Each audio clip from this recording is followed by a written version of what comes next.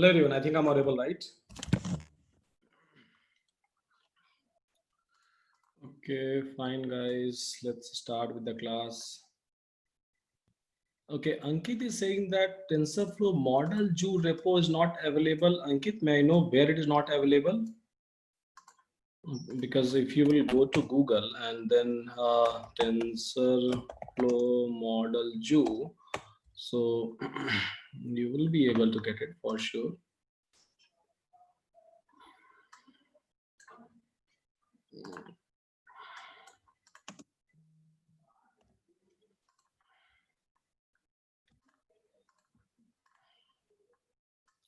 Oh, it was available 2 days back. I have checked it.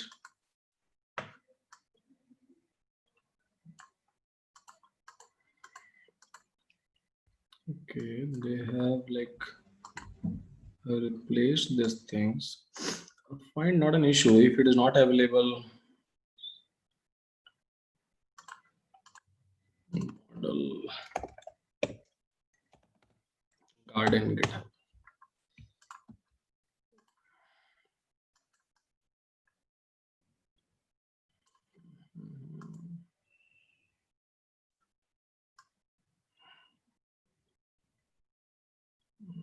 Okay, audio.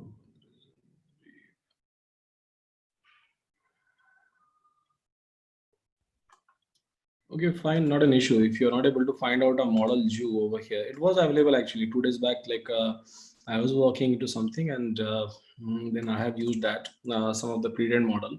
Not an issue if it is not available. So I will we have an offline version as well somewhere with us. So I'll just ask someone to like upload in our GitHub repository in that case because it was available. I'll just check. Don't worry. Okay.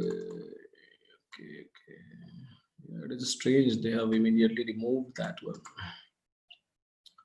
TensorFlow model garden. So yeah, even I got to know these things. So they have like changed this name to like a model garden. 2.2, 2.2, 1.4. Next 1.8, 1.7, 1.4 official models. Source code. I don't know how many models will be available, but yeah, it will be available. Don't worry.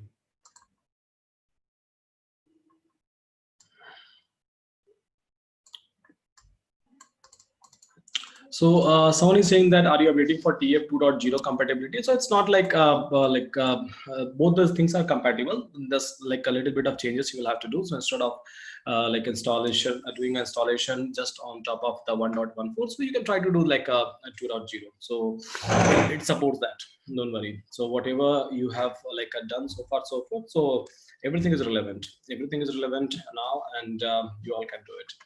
And don't worry, I'll make these things available, so that is not an issue.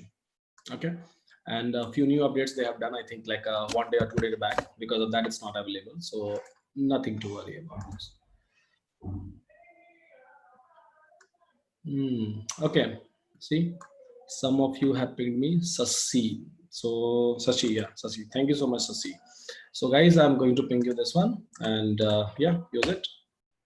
Those who are facing a problem. So I think Amit Shah, right? Ankit Shah, sorry. Ankit Shah was facing some issues. So Ankit, I have just like pinged you this link. So you can try to use this one. Okay. And let me do one thing. I will try to update your dashboard immediately so that you all will be able to work. DLCV and LP. I think I have not updated your recordings. I have just uploaded it, but yeah, I think I forgot to update. Not an issue, I'll do that as well. So PyTorch Advanced and then TFOD. I think we were talking about this. And 5th July, right? Okay. So fine guys, I'm updating this particular link in this section. So this advanced computer vision part 1, so that you will be able to get it even from here. External URL. TFOD model Jew.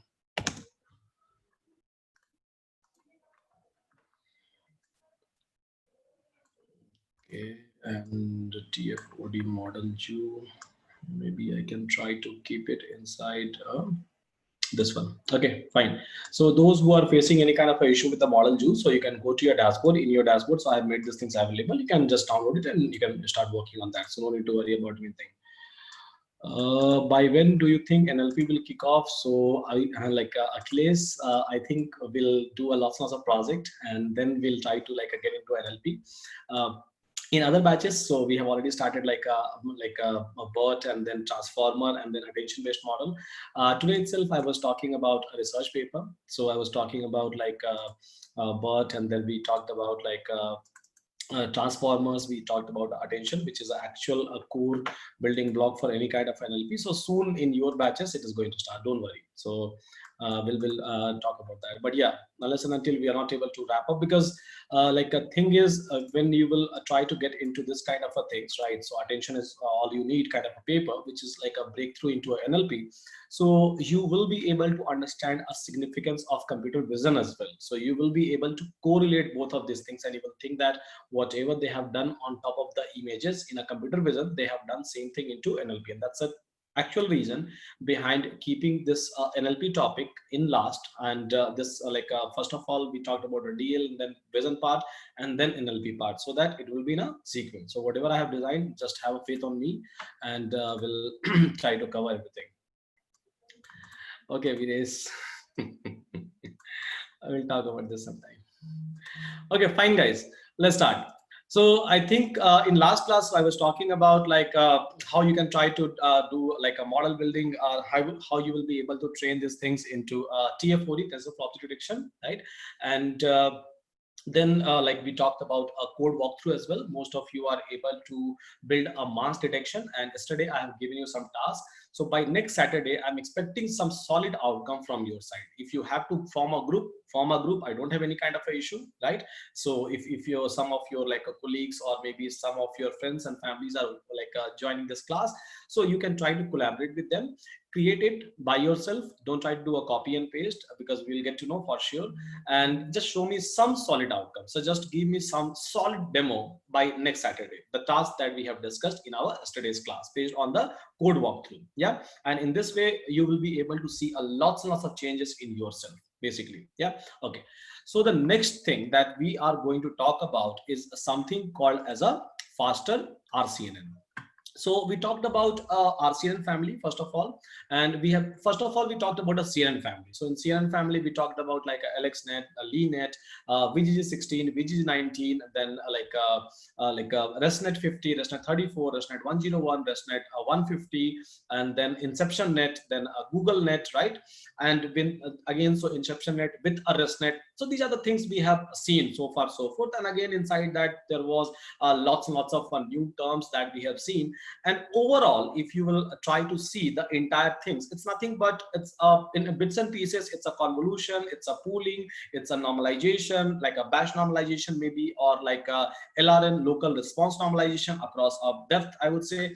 And it was nothing but it was a combination of a loss function. It was I would say combination of the optimizers, different optimizers, different loss function, different kind of activation functions on all of those models, right? So that's the reason. So base is important. That's the reason. So we have spent so much of time just to talk about a neural network, right? So that your base will be strong, and if your base will be strong, it will help you out to understand the architecture. And by doing this thing, so we are trying to create again a base so that you will be able to work in an application, because learning something is different, right? And by using some kind of a things, these kind of a things, create an application is a different ball game. So if you wanted to get into that game, so first of all, you should be very clear with all of those things. Otherwise you will end up doing just a copy paste from a GitHub, which I don't support in general, yeah, which I don't recommend for maybe in a shorter time, so shorter period of time. So you will be able to get some advantage, but in a long run, so you will not be able to get the advantages. So fine, guys, in the same sequence, so we talked about it's like a RCNN, we talked about a fast RCNN. We have seen our differences as well. So CNN is basically a model. So whatever CNN, like a sequence that we have discussed till Inception Net, including Google Net, ResNet, and all those things. So basically it was a classification model, right? So I think we all know that what is a difference between classification and object detection. So in case of classification, it just try to give you the classes, right? It just try to give you the classes. But in case of object detection, it try to give you classification plus regression of the bounding boxes or contours, I can say, or B boxes, right? So it will try to give you a regression, means a coordinate of a bounding boxes as well. And we have seen that in a RCNN, which was a very first breakthrough in, I think, 2012, I assume, yeah, I think in 2012 or 2014.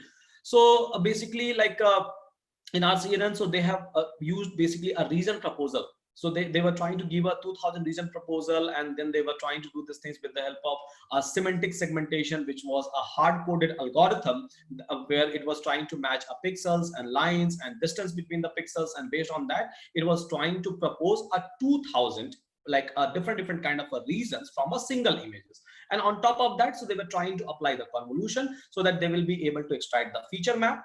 And then on top of that, so they were trying to apply what? So they were trying to apply a SVM for the classification, and they were trying to do a regression for finding out the bounding boxes in a very first object detection model, which is a worst model, I would say. No one is using that for sure. So in a very first worst model, which was a RCNN, but at that point of time, it was a breakthrough. I would say it was a state of the art. Now we have like a state of the art has changed. SOTA has changed basically, right? So on top of that, so we talked about what? We talked about a fast RCN. In fast RCN, what they have done? So they have changed the layer. So they are trying to do like a first of all convolution. They will generate a feature map. Then out of the feature map, they will try to do a reason proposal based on same semantic segmentation. Again, so again, same like a hard-coded algorithm, but in this way, instead of generating a 2000 images, we will end up generating 300 to 400 images, right? Or 300 to 400 reason proposals. And then we were trying to do a same thing, like a classification and regression. We were trying to do. Now, so there was an issue. There was an issue with the fast RCNN, I would say, where so R is nothing but a reason, basically a reason proposal network. So wherever there will be a R, it simply means that reason proposal we are trying to do somehow by using some kind of a like a logic, some kind of a algorithm. So we are trying to do a reason proposal. Now, so it was not performing well because the reason proposal that you were trying to do, so it was basically based on the hard-coded algorithm. It was not a learning network. It was not trying to learn the reason that if I'm trying to propose maybe a 2 or 3 reason out of the images, so I'm trying to apply, or maybe I'm trying to just see that, okay, fine, so whether color is matching or not, or whether like lines are matching or not, a distance between pixels are matching or not, and based on that I will try to create the cluster of the pixels and then I'll give it to you, right? Which was basically a hard-coded algorithm. So they were trying to change the approach of this reason proposal. And while changing this approach, they have developed and they have published a new research paper, which is called as a faster RCNN. So why it's called as a faster RCNN? Why it is better than fast and the RCNN, basically? So we will try to understand all of those things, and they have proposed many new concepts into this particular paper. And I think even the model that you have built, right, the mass detection model that you have built, so you must have used a faster RCNN model. I think we have given this instruction, and you can try to like build the same thing with the help of, I would say, SSD as well. So as of now, we have not talked about the SSD. Maybe today, no, not in today's class. By next week, I think I will be able to talk about SSD. Otherwise, you'll have to go through like my previous lectures where I have already talked about the SSD. So here, if you will try to see. Here, if you will try to see, so you have some pre-trained model which is available. Now, if you will start looking into this models, right, this transfer learning pre-trained model which has been given to you, so you will be able to find out that here faster RCNN, then faster RCNN, faster RCNN, faster RCNN. Everywhere you will be able to get a faster RCNN itself, right? In so many models, you will be able to see faster RCNN. So this is nothing but it's a object detection. Then after that, they have applied classification, and after that, it's nothing but it's a data set on which they have trained this pre-available model or transfer learning based model. And transfer learning is nothing but, so I have already trained the weight. Right. So I'll talk about transfer learning, how many like 4 to 5 kind of a transfer learning is possible and is available. So I will be talking about that as well. And even you will be able to create your own model where you will be able to apply a transfer learning. And the object detection model that you have built, actually it's a transfer learning based model. You have taken a pre-trained weight. for a feature extraction, for the feature mapping, you have taken a kind of a model which already knows about some of the objects, so that you will not have to train these things from the very scratch. You will not have to like collect the data set from the very scratch. You will be able to train these things. You will be able to augment the weight with your data set, and by doing that, you are able to build a mass detection. So we will try to understand those things in very depth, and like we will try to get into a micro level of observation going forward. For sure, the way other batches are able to understand, your batch will always also try to understand the same thing in the same way. Yeah, it will go slow for sure. So fine. So this, if you will try to look into the model Jew, so after this, everywhere you will be able to find out some of the model. I think we all are familiar with those kind of models. I think we are familiar with ResNet 50, right? I think we are already familiar with the Inception. We are already familiar with ResNet 101, Inception, ResNet V2, right? So I think we all are familiar with all of this base model, and then along with that base classification model, and then along with that they have implemented a object detection model, right? This is what you will be able to find out in a model Jew as well. So this is how you should read this entire model Jew. Now, so on top of that, you will be able to find out that most of the model is released by with SSD. So you will be able to find out single sort multi-box object detection. So again, this SSD is nothing but it's a object detection model, and SSD works in a different way. So first of all, we will try to understand faster RCNN.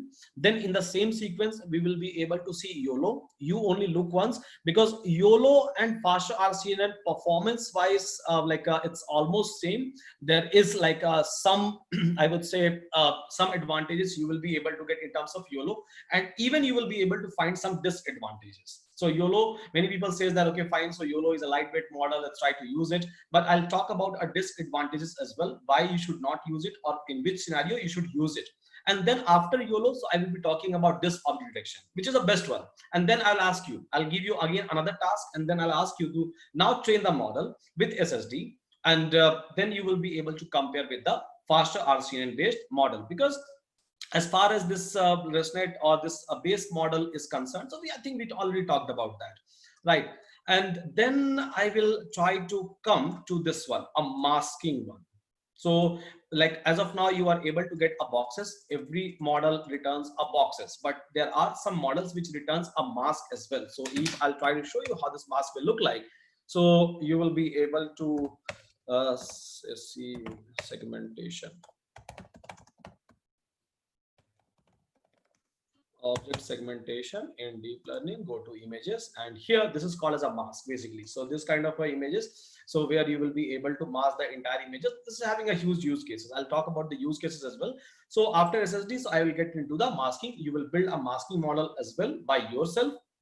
You will train it, and then and again by using a same TF-OD like framework that you are using as of now, with using a same thing, I would say. Nothing extra. That's the reason. So we have done the TF-OD installation, because we are going to use it in many other cases basically. And unless and until we are not going to wrap up this entire model Jew, so we will not. And again, in between, so there will be a object tracking which will come into a picture. So as of now, we talked about classification. The topic which is going on is object detection. Then object tracking will come into a picture, and in between, the semantic segmentation will come into a picture.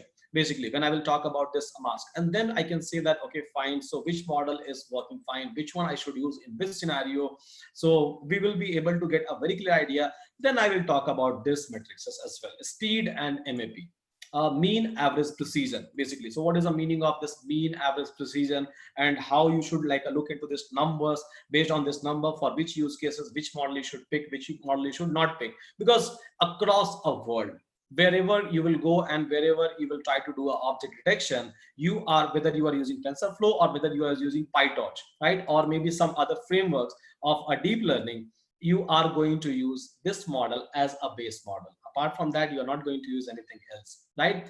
Framework can change, fine, but model architecture and all those things is not going to change. It's never going to change, I would say.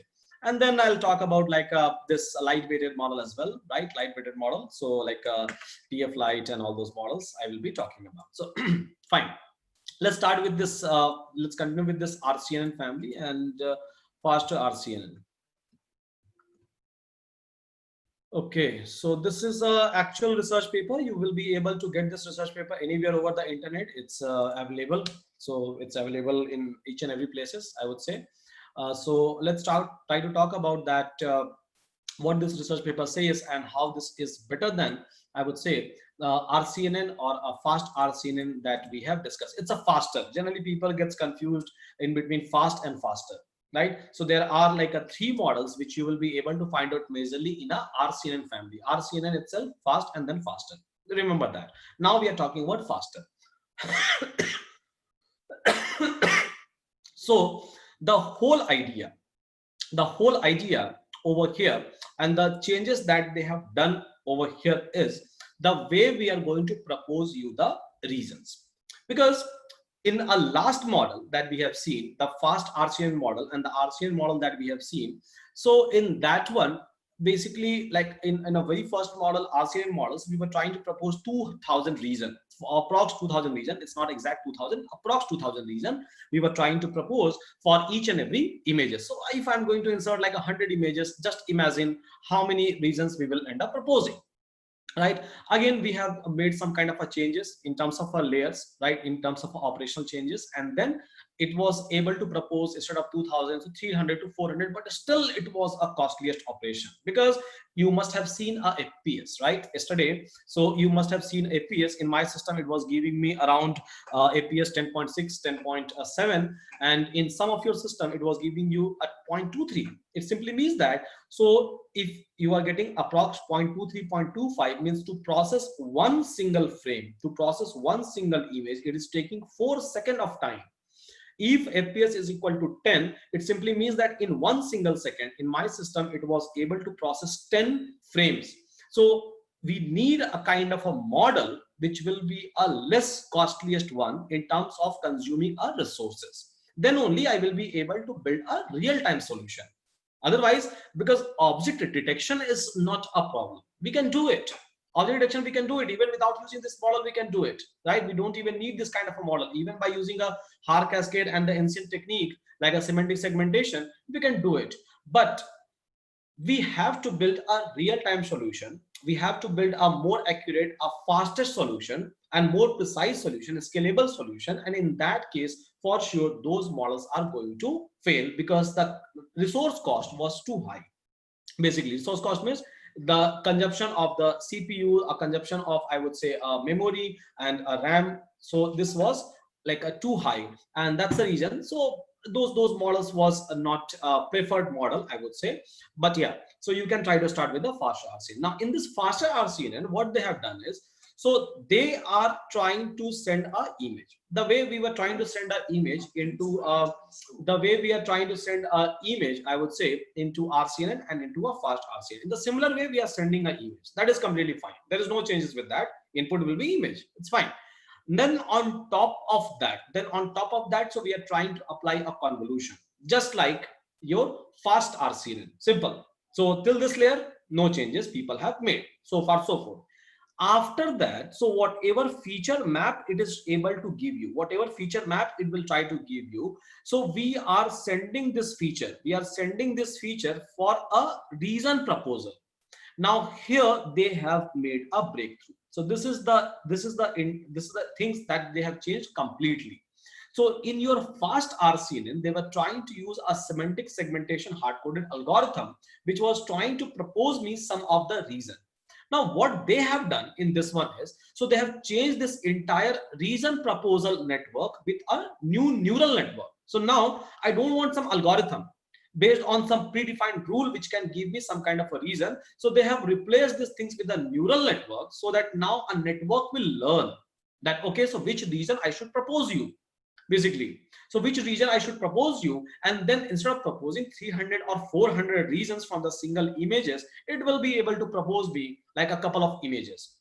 And then if I'm able to get a less number of image, so forget about the training cost, I'm talking about the testing cost, basically cost in terms of resources, right? Resources, computational resources. So if a neural network is going to give me some proposal or some kind of a reasons, right, So I don't need like a 300, 400 images over there, or 300, 400 kind of a reason. Maybe with a lesser number of reason, I will be able to perform my task. I will be able to do my object detection. So that was the whole idea. So what they have done is, so this is the area where they have made a entire changes. If you will try to compare these things with fast RCN, not with a RCN, fast RCN, if you will try to compare. Now what they have done, they have combined the output of the feature map and the output that we are able to get from here, and then they were trying to send these things, somehow for the classification and for the regression. So classification will give you classes, simple. So what is the classes which is available inside that region, right? So suppose if I have a dog, cat, human, everyone inside the single images, so it will try to give you classes for all the like a proposed reason, and then it will try to give you boundary boxes as well from the regression. So that is our idea that they have proposed in this particular paper, and this is the idea we are going to understand in today's class, that what was the exact idea, how it is going to behave and perform all of those kind of operations. So keeping these things in our mind, if you will just try to go through this paper, so it will give you lots and lots of pain. I would say it will give you a lots and lots of pain if you will just try to go through this entire paper. It's not easy to read. So keeping these things in mind, so we have prepared this entire notebook for you, so which will make your life much easier, and you will be able to understand it step by step, each and everything, just by going through this particular paper. And then if you will go through a research paper, yes, you will be able to understand everything, because most of the things we have copy and pasted from the research paper, but in a simplified format, I would say. Okay, so fine, let's start understanding this faster RCNN, right? And then you can try to read out those research paper. So basically they said that the faster RCNN is one of the most classic algorithm in a phase in a field of object detection. Yes, it was, unless and until we have not discovered SSD. And even in today's situation, so in some of the scenario you are supposed to use faster RCNN. I'll tell you why as compared to SSD. So after discussing about the SSD, then I'll go for the comparison. So it's mainly consists of two parts. Basically mainly consists of two parts. So one, a deep fully convolutional neural network for gathering the candidate area frame. Candidate area frame is nothing but reason, proposal, and the other faster RCNN detection model. So it consists of two parts, one which will propose a network, propose a reason, right, and the other one which will try to perform the detection and classification. So it's made up of two things, I would say. Okay, so the two share the parameter during the training. So both of these things share the parameter. How I will try to understand, we'll try to understand together. So fast RCNN can solve the problem that fast RCNN use the third-party tool selective search. I was talking about semantic segmentation, selective search algorithm. So basically RCNN uses a third-party tool, I told you, right? Or faster RCNN, or fast RCNN, not faster. Fast RCNN generally uses a third-party tool like a selective search, semantic segmentation, and all those things. We don't need that. So like a selective, we don't need a selective search algorithm for inside this particular algorithm. So it's a neural network. So people have replaced this entire things with a neural network, and you will be able to perform this reason proposal. This model will be able to perform a reason proposal in a much better way. It uses the RPN, reason proposal network. It uses RPN instead of a selective search to make the entire target decision. So this is the only change that people have made in this line that we have mentioned. So it uses the RPN, reason proposal network, instead of a selective search to make the entire target detection function into the unified network. So faster RCNN uses a RPN to make the calculation of the reason proposal more elegant and efficient. So they are using like a RPN, reason proposal network. So for proposing a reason, so they are using basically a neural network. So which will try to give you like a precise reason. You don't need 300, 400 things to find out the probability factors out of that. So RPN is a fully convolution neural network. So the reason proposal network that they have made, it's a convolution neural network itself. We will try to understand that as well in that one. So what kind of a convolution neural network they are using for the reason proposal, because now we understand convolution neural network. We know like what is convolution, what is pooling, and all sort of a thing. Candidate region generation and the target detection share the convolution feature. We will talk about this line as well. This is just a summary. of the entire things that we are going to talk about. Attention mechanism is used. RPN will tell the network where to focus. So reason proposal network will tell me that, okay, fine, so where exactly I have to focus, instead of generating like 200, 300, 400 or 2000 reasons out of the selective search third party, I would say, algorithm. So fine guys, let's try to look into, this this particular things. Let's try to look into this one. So here you will be able to find out in this architecture that we are trying to send what? We are trying to send the images. And let's suppose this is the dimension of the images. So just by looking into this dimension 600 cross 900 cross 3, you will get to know that it's a colorful images which I'm talking about. Okay, so one image of this size if we are trying to send into this one. So one cross, that's the reason. So it's been mentioned as one cross. So one image of this cross, this cross, this. So we are trying to send inside the network.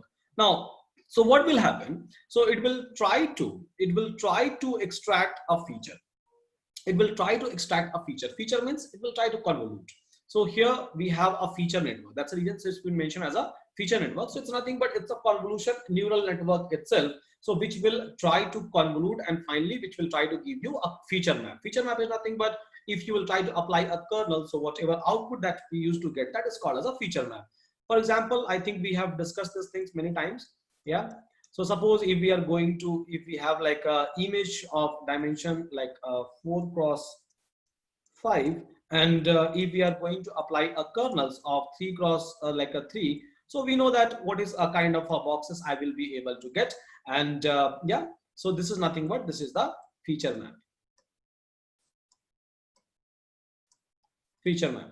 So this feature network try to do this kind of a thing. So it will try to extract all the feature based on whatever convolution neural network that you have used.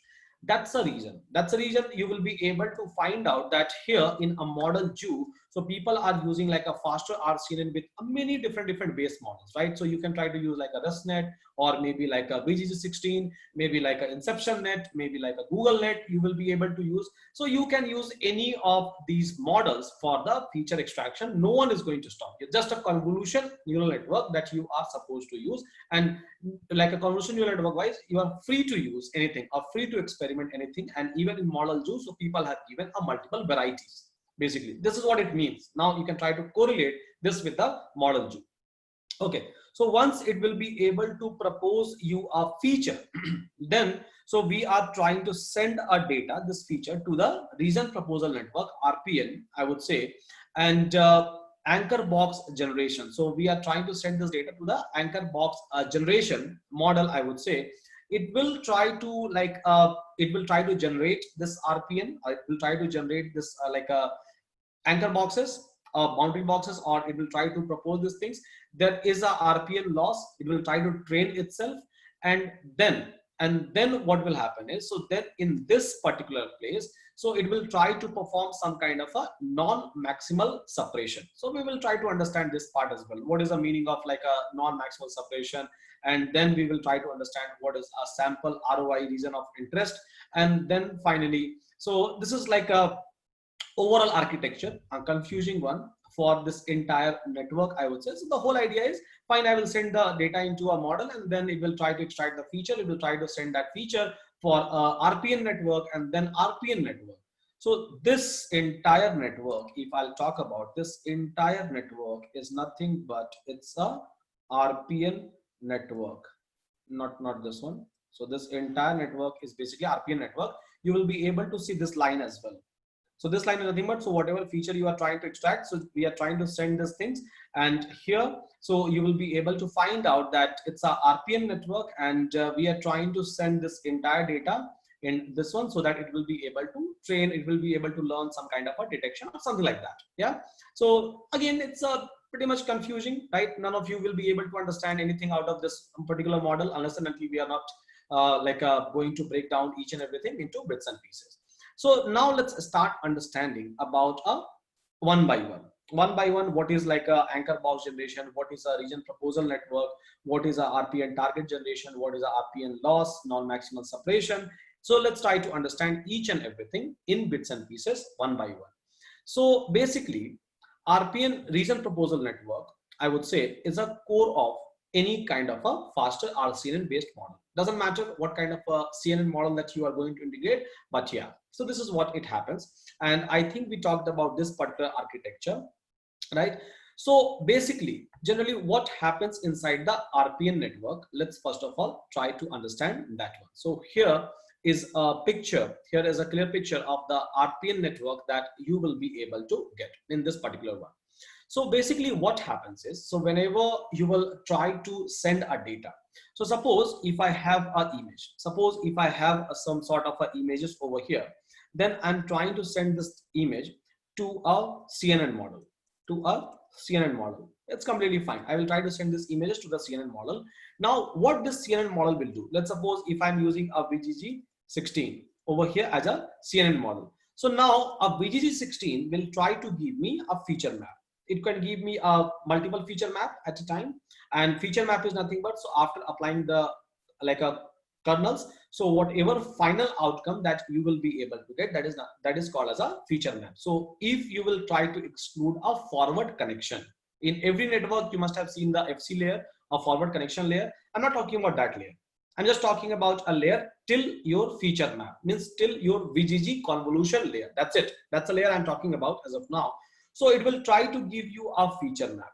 Now the whole idea over here is that I will try to send this feature map. I will try to send this feature map for a classification or object detection. So how I will be able to send this data?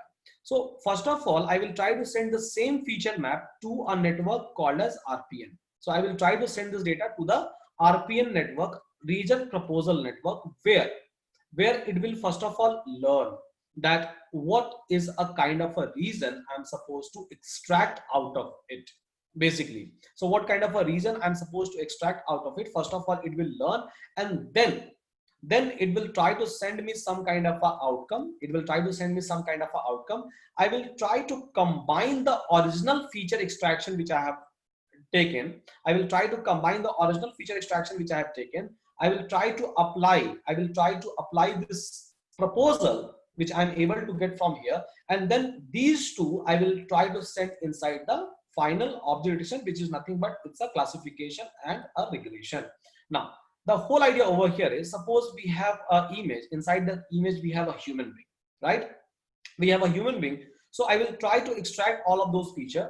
I will try to send this feature in this particular place, and this is going to give me a small region. So if I have a human face over here, so for sure it is going to propose me some kind of a region, this region, or maybe this region, or this region it is going to propose. So we are going to combine this feature map plus the region proposal it is trying to give it to me. Then only I will be able to get this kind of images. If I'll just try to get the feature map, I will be able to get just a plain feature. I will not be able to get some kind of a proposal. But I need this kind of an image now.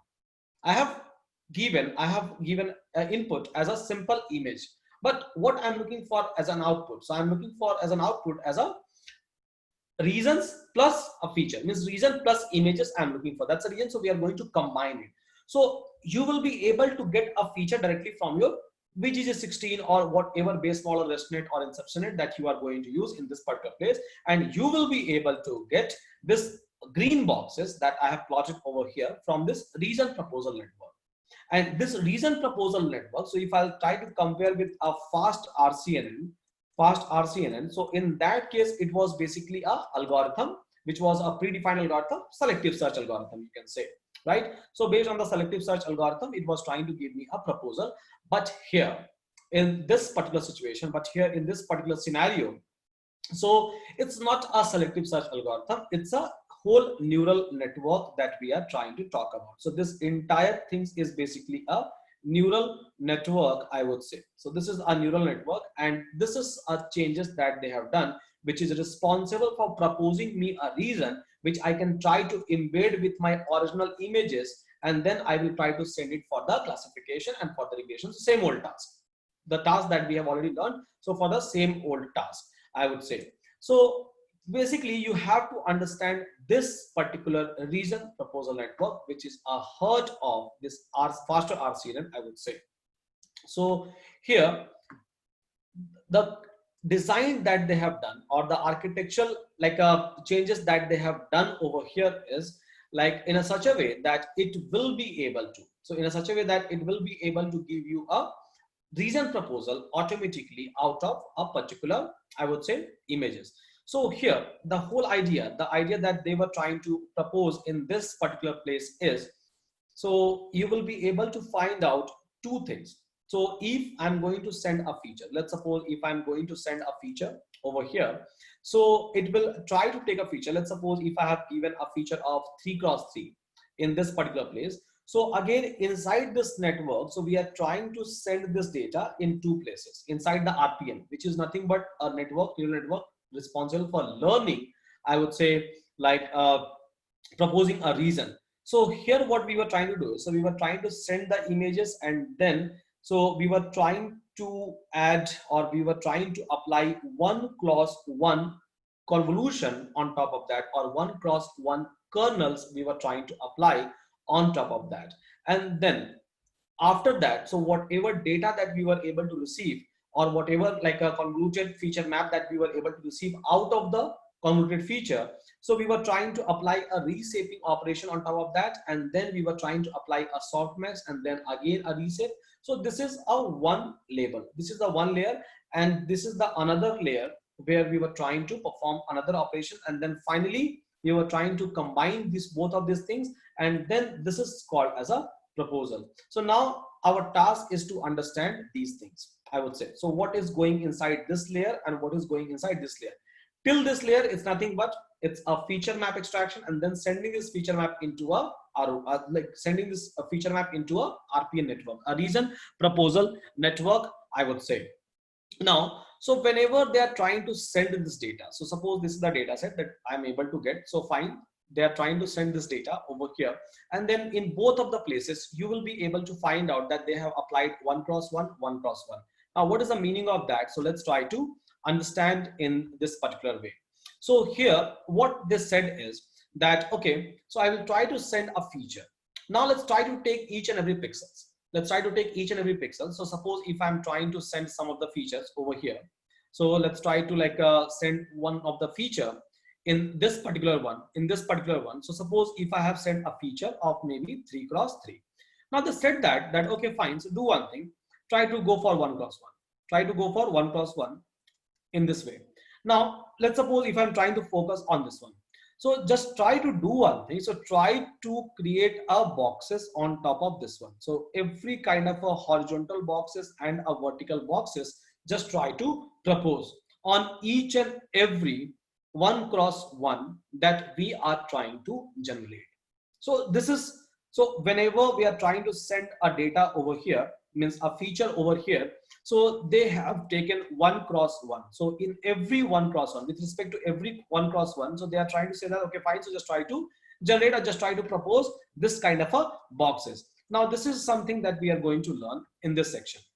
So we are in a first level. So once we have inserted a feature map, so in a first label, so they said that, okay, fine, so just try to generate the anchor boxes of ratio 1:1 means a square, 2:1 means a rectangle, and again 1:2. Because if I have some kind of a point, so I can try to generate a square, I can try to generate this kind of rectangle boxes, I can try to generate this kind of a rectangle boxes.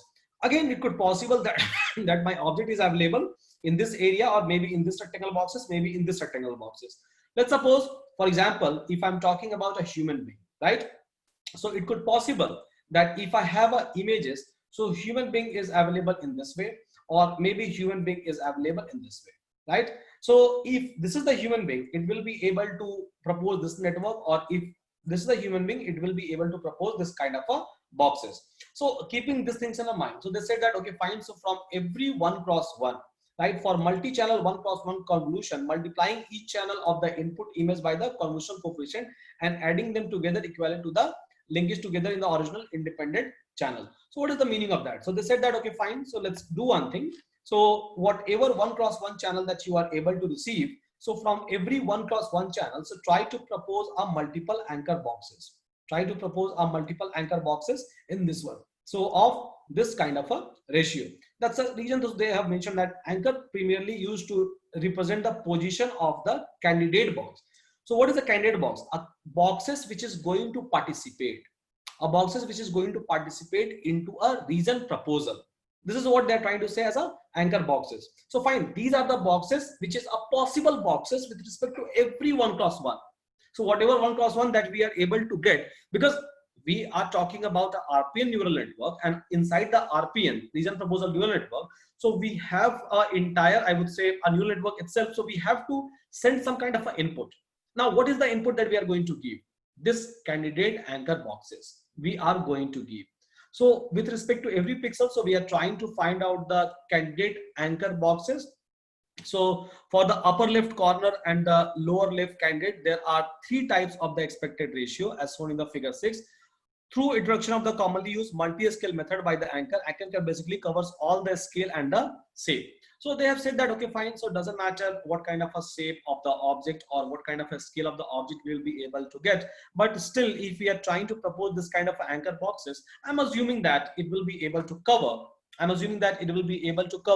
Each and every aspects of the object. Doesn't matter in which area or in which region or in which shape object is available, but yeah, this anchor boxes will be able to cover all of those things. And keeping these things in mind, so they started talking about the candidate anchor boxes which will get inside a reason proposal network. So here you will be able to find out that this is a single image, means this is the single feature in this picture. Again, this picture is available in your in your research paper as well. It's the same picture we are talking about. So here you will be able to find out that they have taken a feature map. Like I told you, they have taken a feature map. The feature map that we are able to receive from a convolution neural network in a very first phase. Because in a very first place, we have sent our images to our convolution neural network, and then convolution neural network was trying to give me a feature map, basically on same feature map which is going inside the RPN neural network, the upper network, I would say. So on the same feature map, I would say, so we were trying to apply this kind of, I would say, this kind of a thing. So for every pixels, 1x1 pixels, 1x1 means, so for every feature map pixels, so we were trying to propose what? We were trying to propose a k number of anchor boxes. That was the whole idea, right? That was the whole idea. And this is called as a candidate anchor boxes. This is not the final anchor boxes, basically. So this is the anchor boxes which will get inside a RPN neural network for the learning purpose. That, okay, fine. So which anchor boxes is representing some, like some object, and which anchor boxes is not representing a, and like which anchor box is not representing some object, and based on that my neural network will be able to accept, or my neural network will be able to discard. Means basically it will be able to learn that finally when I'm proposing a reason, so which anchor box I should use. So here I'm not using any kind of a hard-coded algorithm, like a selective search algorithm, which is going to give me a probable, I would say, anchor boxes. Here I'm just giving a variety to the neural network to learn, basically. And once my network will be able to learn, yes, it will be able to propose. That's the reason. So if you have built a mass detection, you will be able to see that your anchor boxes fluctuates. If you will try to move here and there, so it fluctuates. It always try to take a shape of your object, because the reason proposal network is trying to give basically a different kind of anchor boxes or shape or size if it founds a object, basically. So that's the reason it fluctuates all the time. If you are going to like change your dimension, I would say. So this is the candidate one. This is the candidate anchor boxes that you will be able to get. So here what we were trying to do is, so here you will be, and on top of that, so like there was a regression layer and there was a classification layer, and if we are trying to generate like a 4,000 candidates, basically, just an approximation, I would say, so not an actual like that used to get. So here, so it will be able to propose a anchor boxes, and if we have like a 456 such kind of a 1x1, so like a 256 1x1, so it will be able to give you these many candidates which can get inside my neural network for the learning purpose. So fine, if I'll talk about this layer, so this is what this layer was trying to do. This 1x1 was trying to do. So it was trying to give on top of these images, on top of this feature map, which I was trying to get inside the region proposal network. So this is the first layer. So first layer is done. Now, after that, we are trying to do what? After that, we are trying to apply the reshaping operation. After that, assortment operations. Let's talk about that as well, one by one. Yeah. So here I have written like each and everything step by step. So just try to go through these things once. It's again from the research paper itself. The original use of ZF model, basically like a feature extractor model, the last layer convolution 5 layer generates the number of output is equal to 256. So 256 feature map it will be able to generate. So corresponding to 256 feature map, so each point has 256, means each feature map has 256 1 cross 1 for sure. Yeah. So like a 256 was a dimension of this one. Now, so after convolution, do 3 cross 3 convolution and non-output of this one. So what they have done is, so if I'm able to generate something, so out of that, so just I'll try to select like a 3 cross 3 cross 3, which will get inside RPN network. So I will, so suppose if we have a dimension of 256 over here, so in that case I will try to select 3 cross 3 and 3 cross 3 3 cross 3. I will keep on taking inside my neural network for like a RPN. So inside the RPN, and then based on that, so I was trying to generate like a anchor boxes out of this one. Now, so further they have written that, so all the anchors takes too much of training, the training will randomly select 128 positive anchor and 128 negative anchor and verified anchor for the training. So they try to generate around 4K different kind of positions, and out of that 4K different kind of positions, I would say. And on top of that, so they try to generate 128 positive anchors, 128 like a negative anchors. We will try to understand this particular ratio with this particular concept as well. So it's completely fine. Now, if we will get into this one, so 1 cross 1 is fine. We are trying to generate, or we are trying to perform this operation just to find out the number of the anchors. This K number of anchors we are trying to find out on top of this one. Then on top of that, so we are trying to perform a reshaping operation, and for reshaping operation they have proposed this formula. So they said that whenever we are trying to like do this kind of a reshaping operation, so using a software command positive and negative, after m into n size images is sent into a faster RC network. So suppose if you have sent a image, of maybe a 5 cross 5, so m is equal to 5, n is equal to 5, the RPN networks become m by 16 and n by 16. So this is what they are trying to do inside a reshaping. So it is better to set w is equal to m, and so width is equal to m by 16 and height is equal to n by 16, because here if you have observed that, so whatever anchor boxes we are trying to propose, so the proposal of this anchor boxes is in this ratio, or candidate boxes in this ratio, either 1:1, 2:1, or 1:2 ratio. Now, so let's come to this particular point. Okay, so they said that okay, it's fine that if you are trying to send this kind of a things, if you are trying to send this entire data, but what will happen in this case is, so I will try to perform reshaping operations of this anchor boxes, and for sure whatever anchor boxes which I'm trying to generate, so that anchor boxes should be available in a expected ratio. So if I have to decide like what will be the size of this anchor boxes for this particular one, or this anchor boxes for this one, or for this anchor boxes for this one, so how I will be able to decide the size of the anchor boxes, till what size my anchor boxes is supposed to expand itself in any of this direction. So they said that okay, it's not an issue. So suppose if you have an image that you are trying to send, so it will be image dimension by 16. So that will be a size of expected ratio of a anchor boxes. When I say 1:1, now so 1:1 simply means that 1:1 simply means that, so the size of 1:1 means the width and the height is same. It's called as a 1:1, or you can say square. Square is basically 1:1.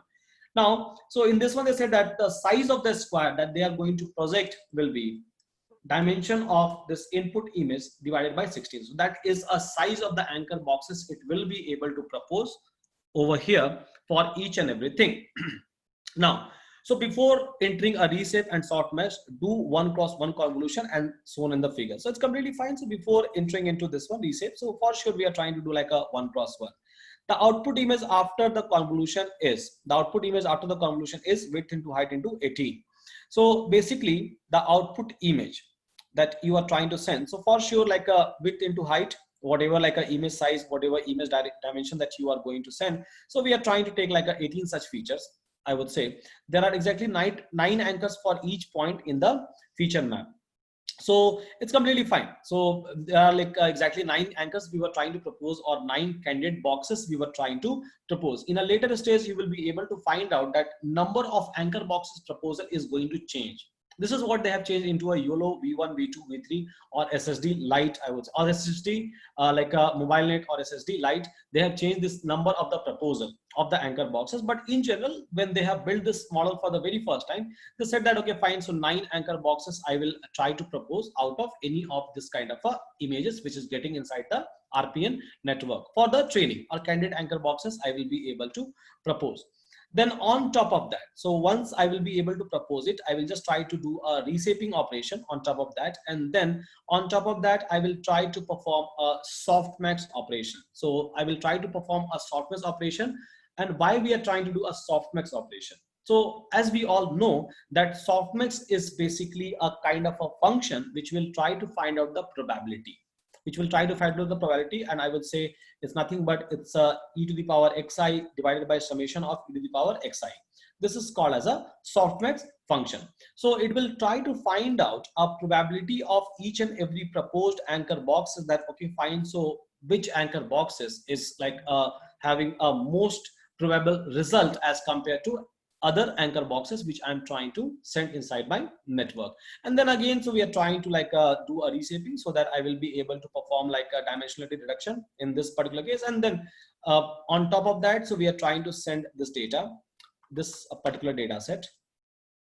Now in the other part, what we are trying to do is, so we were trying to perform an operation which was responsible for regressing those inputs or regressing those boundary boxes that we were trying to propose. So here they have mentioned that. So the second part of the RPN network, they said that, okay, fine. So after this convolution, the output image width is this much. So we are trying to take like this many images, and storage from is, it's completely fine. 9 into 4 is equal to 36. So in this way, height into width into this many number of images we are trying to take of 1 plus 1, and each point has a 9 anchor, same as before again. So it's the same input we are trying to take in first part of the RPN and the second part of the RPN, and each anchor has a 4 regression variable.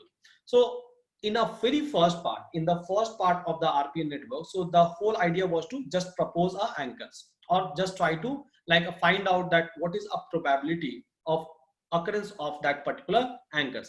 And in the second part, what we are trying to do is, so we are trying to perform a regression. That, okay, fine. So we have proposed this anchor. We have a softmax function which was trying to give me the probability or a most probable anchor boxes or most probable anchor candidates which was trying to give me. Now let's do one thing. So let's try to do some kind of a regression so that I will be able to get the coordinate. I will be able to get a exact coordinate x mean, y mean, x max and y max, or I will be able to get a width and height. So that was a whole idea that they have proposed in this one, I would say. And this network is responsible for a regression. Now, if I'll try to get back to the same one, and if I'll try to find out the conclusion. So this was the actual RPN network which was trying to do each and everything. Now, as we have understood that it was trying to take images, out of that it was trying to extract the feature of 3x3, which is completely fine. Now on top of this 3x3, so it was trying to take 1 pixels. It was trying to take 1 pixels it was trying to take. Now on top of that, so it was trying to propose 18 images, or you can say anchor boxes, or here it was trying to propose like anchor boxes. So here 9x2 and here 9x4. So 9 number of anchor boxes it was trying to propose, and here it was trying to propose again a 9 number of anchor boxes in both the places. And then we were trying to do a reshaping which was nothing but m by 16 or n by 16 for the expected ratio of the anchor boxes, I would say. And then we were trying to find out the probability of all the proposal. Again, we were trying to perform the reshape, and finally it will try to give me what? So out of 9, so it could possible that maybe I'm able to get only one anchor boxes because it's having a most highest probability, because we know softmax that okay, so softmax is going to give me a probability for each and every anchor boxes that whether something is available inside that one or not. Now in the same network, we were trying to use a same input, I would say, and for the same input we were trying to perform the regression operation. So whatever, so for every anchor boxes, we were trying to do a regression. Regression means, so let's suppose proposal is this much. Now so it could possible that I will be able to fit in my object inside this box instead of this one. So proposal is this based on the expected ratio, but this is not going to fit in inside my entire object. So maybe I need to expand the coordinates. So here, keeping this thing in mind, so they have applied the regression and they have combined these two results, means a proposal result and the regression result. So if I'm able to combine both of this result, means the proposal, a most probable proposal, I would say, a proposal which is relevant with respect to the object which is available inside my images, and if I'm able to regress it, and if I'm able to find out the actual coordinates within that I will be able to fit in my object. So I can say that okay fine, so this RPN network's work is done in this particular case, and this is what they were trying to do. So if I'll talk about this regression, so again this regression is nothing but, so this regression is nothing but, I would say, a neural network things. And here, so this entire thing is been done by a neural network. So here you will be able to find out very clearly that it's a CNN network. It's basically a CNN network, I would say. So we were trying to send a data inside a CNN network, which tried to take like a 3x3, which was trying to take like a 3x3 images out of the feature map that we are going to send. So it was trying to do a convolution in this particular place. Again, here it's also a convolution. So it's nothing like nothing else except a convolution, I would say. Again, it's a part of the same thing. This is where I was able to get most probable anchor boxes. And from here in this network, so we will try to learn how to regress it. So this entire thing was a convolution neural network where with the help of backward propagation, it will be able to learn the regression, and with the backward propagation, it will be able to learn that which is a best possible anchor boxes, which I will be able to give it to you as an output, not just a candidate one. Candidate one, it was trying to propose on just on this label, just as an input for the neural network, I would say. So candidate boxes, it was trying to send inside the neural network. And again, I can say that candidate boxes are nothing but it's a array. So there was a two parallel layer. So one layer was responsible for learning that what is a coordinate which I can propose for the anchor boxes, and there was another layer which was responsible for learning that which anchor boxes will be a best fitted anchor boxes for you.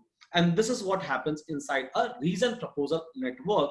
And it tried to learn everything by itself by using a backward propagation, and then it will try to give you a proposal of a anchor boxes. Then on top of that, so we try to perform a ROI pooling. Suppose it has proposed me a multiple anchor boxes for a particular object. And for example, so let's try to understand this ROI pooling. And then again, we will try to understand these things from end to end. We'll try to combine each and everything. So here, what happens is after that, in the next layer, I will try to talk about the ROI pooling. Let's try to understand this. What is a meaning of a ROI pooling? So I have basically like got this proposal, and after getting this proposal,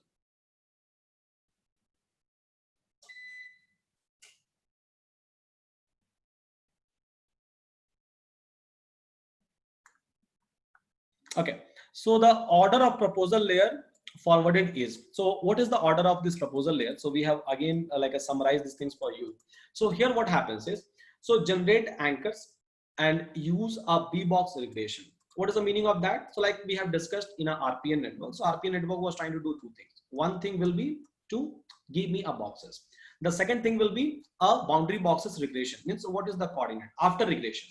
So not a default coordinates which will get as an input. So it will try to give me a regressed coordinate, means a new coordinate based on the regression for all the anchors.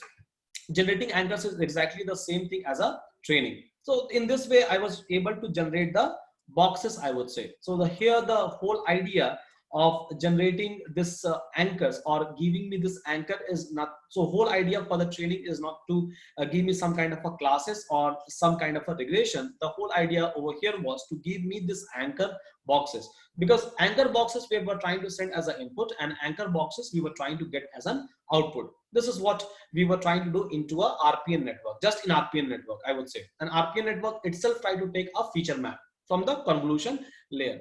Now sort the anchors in a descending order according to the input positive score. So we were trying to find out the scores as well for all the anchor boxes, I would say. We have a softness function, we have a probability function over there. So for sure, I will be able to get the probability of each and every anchor boxes of overlapping on top of the objects and extract the top n anchor boxes. It's not like we are going to consider, this is what we are talking about. So it's not like we are going to consider all the anchor boxes which it is going to propose or all the candidate anchor boxes over here. Extract the positive anchors after the correction position. After the correction position means what? So after the regression. So we were trying to extract only a positive anchors, I would say. So because software, we have like a some of the anchors which is having a negative scores as well, and we are not going to consider that one. And again, so we talked about the score.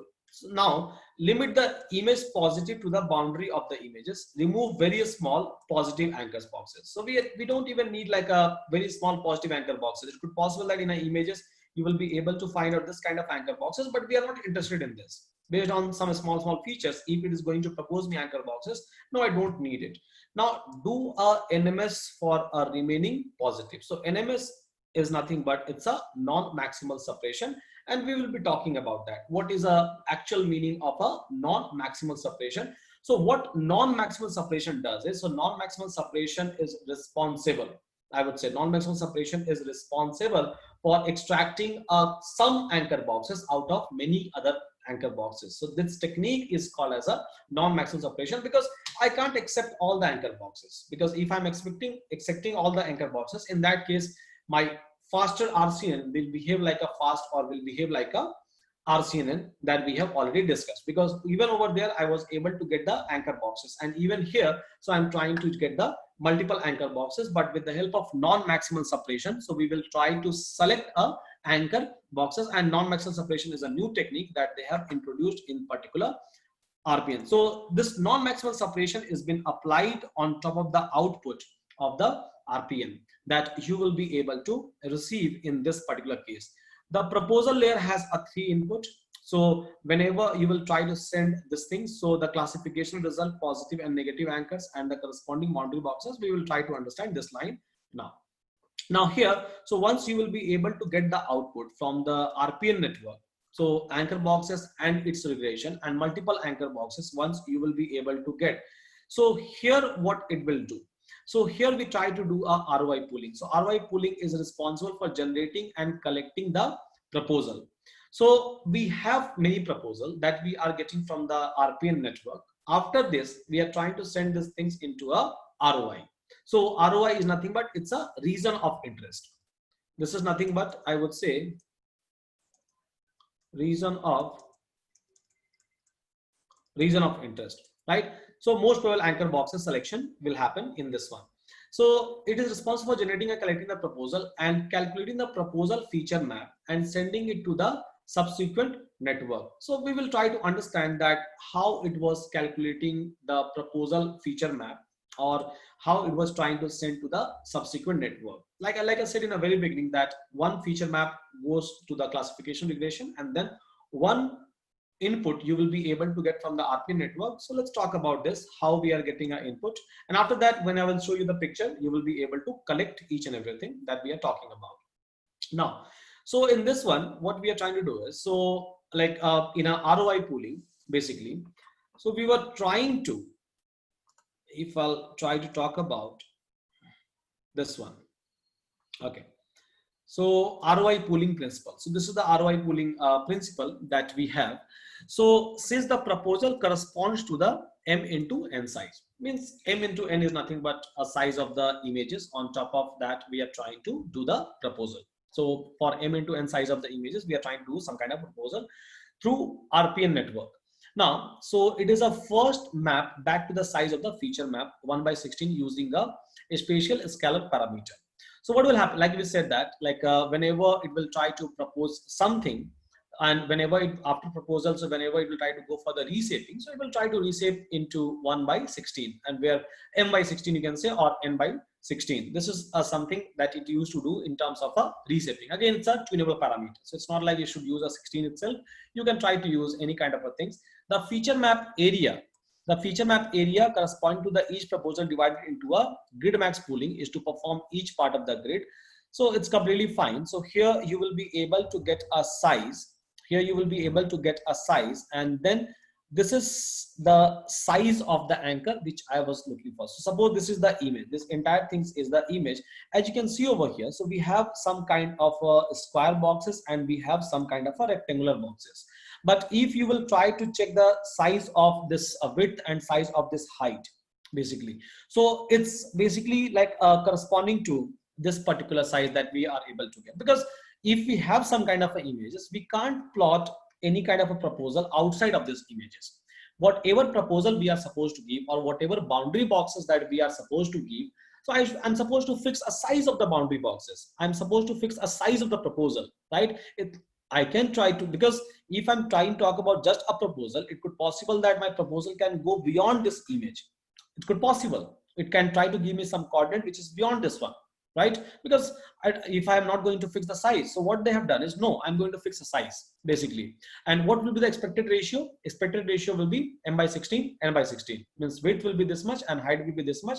On top of that, 1:1 or like a 2:1 or like a 2:1 or 1:2, I will be able to generate. For example, so let's suppose if I have a images 16x16 image I have, 16x16 image I have. Now, so for 1:1, so what will be the pixels? I can say 1x1 will be the pixel for 1:1. So whatever boxes it is going to plot anywhere, the size of that boxes will be 1x1. Suppose we have like a 32x32. So suppose we have like a 32x32 images. So 1/16 means 2.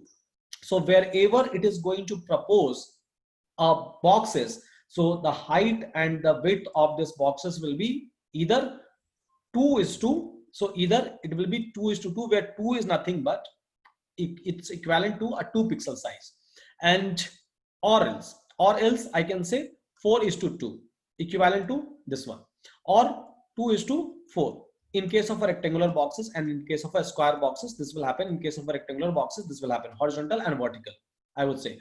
So this is the expected size that they have decided, that we are not supposed to propose a anchor boxes on a whole image. We are supposed to propose a anchor boxes with some expected size, right? So this is the limitation that we are supposed to do at any point of a time, and this is what a feature map size they are going to decide. Feature map size which will go for the training, which will go for the learning, and this is how they were trying to decide basically like what is a candidate box size that we are going to propose. Based on that, so they were trying to propose the candidate one. Now, so in this particular place, so like they were like able to get these things, and they were like trying to send, I would say, in this case you will be able to find out that, okay, fine, so multiple feature map of 3x3 they are able to propose, and then one box was going for the boundary box prediction and one box was going for classification. Classification means this boundary box is suitable for me or not, and one was trying to tell me that, okay, fine, so this boundary boxes is whatever like a image which I have started, so this boundary boxes is having what kind of a new regression coordinate, or what kind of a new outer layer I will be able to create. So this is what happens, I would say, in this particular layer. Now, so let's try to understand, or let's try to like stitch this entire things and try to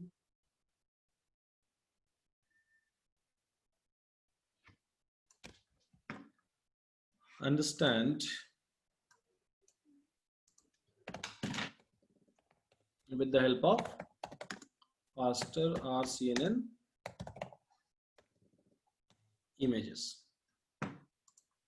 Now, whatever concept that we have learned so far, so forth, so we will try to like see the abbreviation of all of those concepts in a single place itself. So I was talking about like there was a RPN network, and there was inside the RPN network, there was a classification, there was a regression. So now with the help of this image, you will be able to clarify, and you will be able to get a very clear understanding and very clear picture of each and everything. So let's try to stitch each and everything, whatever we have learned. So here, just try to look into this one. So here, and now try to conclude whatever we have learned so far, so forth. So here, I'm trying to send a input. So it's completely fine. We have a input over here, and inside this, you will be able to find out some object. This is the object, this is another object, and this is the another object. It's completely fine. We are trying to send it. Now, like I told you, so whenever you are going to send a image, so you will be able to pass this image to any kind of a CNN network. This network can be anything. It can be a VGG16, it can be a ResNet, it can be an InceptionNet, whatever you want, just pass it. Simple. So here, this is nothing but it's a CNN network. This part is nothing but it's just a CNN network. Now, so I can, like I told you, it can be any kind of a network, right? So they have used like a 9-layer network over here. You can use a ResNet 50-layer network, ResNet 150, doesn't matter, excluding a forward connection. So whenever we draw, let me tell you that what kind of a network that you can take. So let's suppose if I'm talking about VGG16, right? So till what point you have to take this network.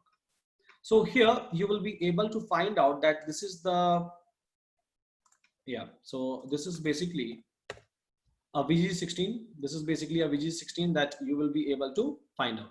Now, so in this VGG16, what you are supposed, till what layer you are supposed to take? So till this layer you are supposed to take, I would say, till this layer you are supposed to take, because this is nothing but this is the forward connection.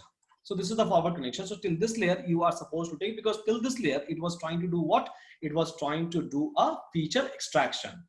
After that, there is no feature extraction. After that, it is just a forward connection, right? So whatever feature you will extract, it will try to send into a forward connection for the learning. So whatever feature it is able to learn, it is able to learn a feature only till this layer.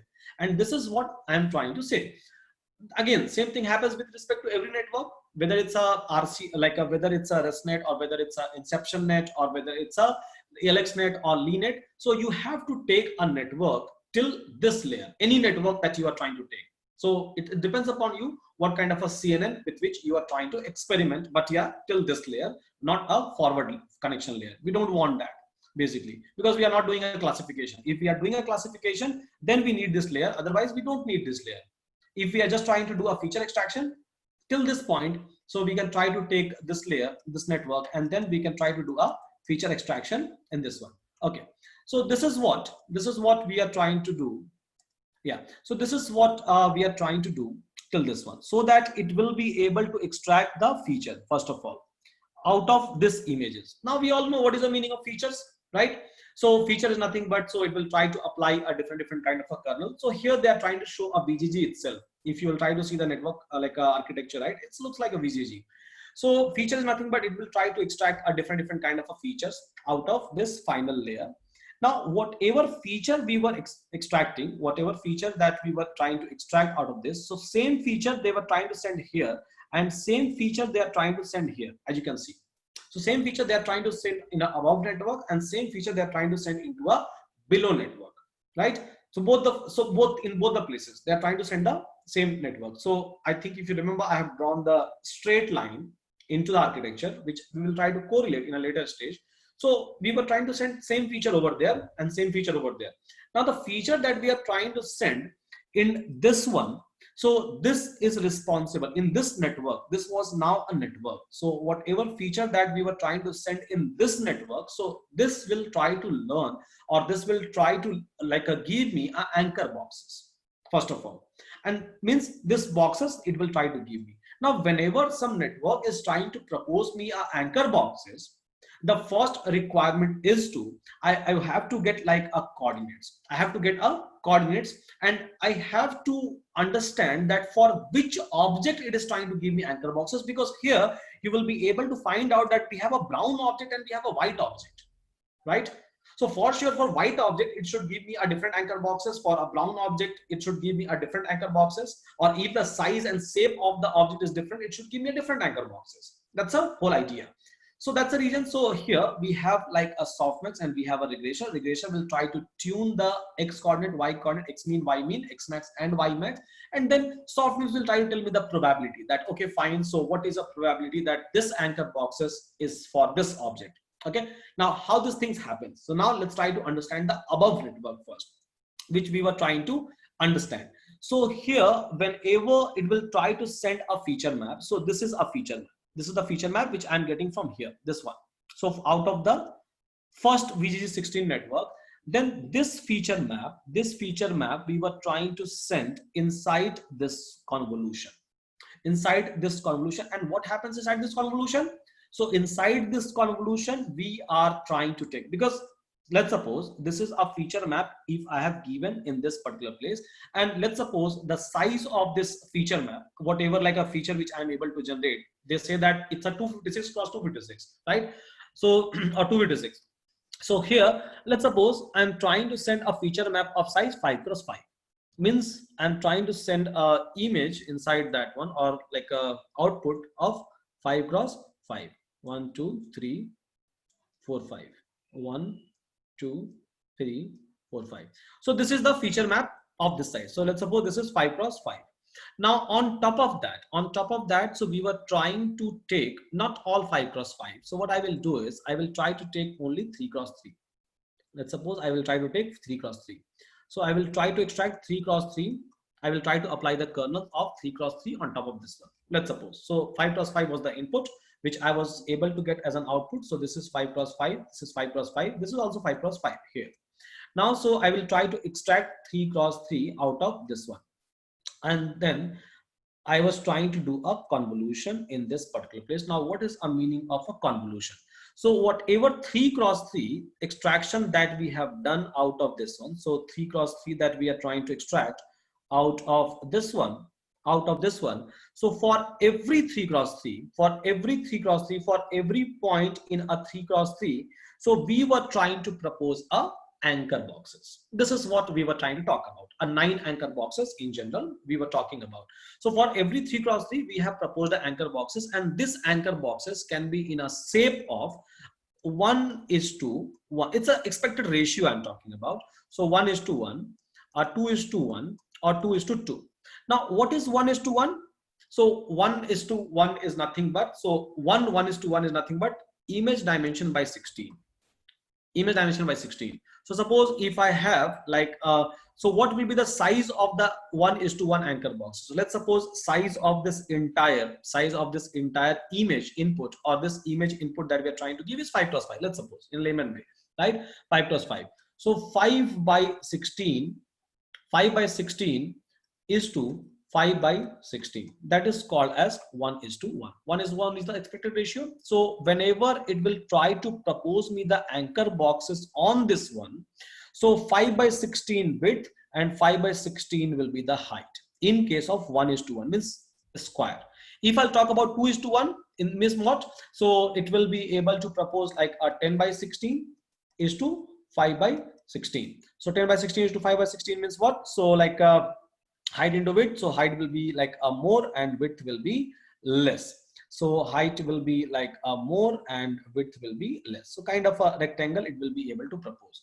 Now if I'll talk about like a 2:2 or like a 1:2, so 1:2. So in case of 1:2, it will be nothing but 5 by 16 is to, I would say, 10 by 16. So it's completely fine. So I will be able to get this kind of a proposal. So the whole idea is for every dot, we have to propose this kind of a boxes, because it could possible that my objects are available in a horizontal way, in a vertical way, or maybe I will be able to fit in the object inside this one. But yeah, so whatever proposal it is supposed to give, it should be it should be in an expected ratio with respect to the input images that we are going to send, so that it will, one proposal should not cover the entire because we have to define like what is a proposal which it is trying to give it to me.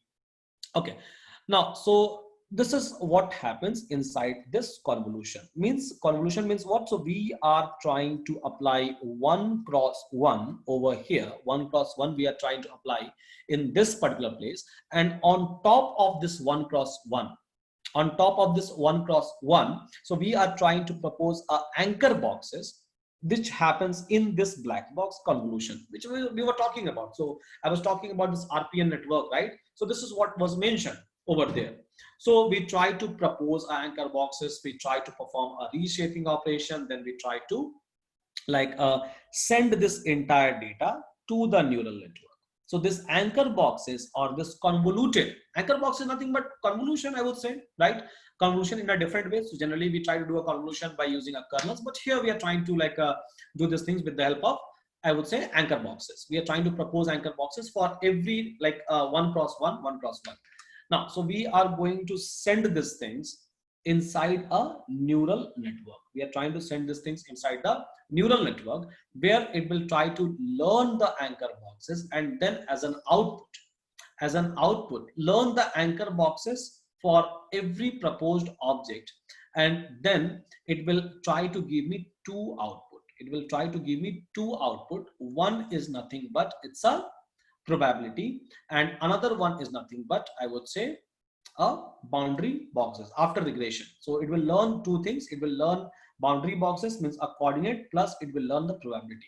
Now let's do one thing. So let's try to correlate with the things that you have done into TFOD. So in TFOD, generally what happens, and I think you guys have also used faster RCNN.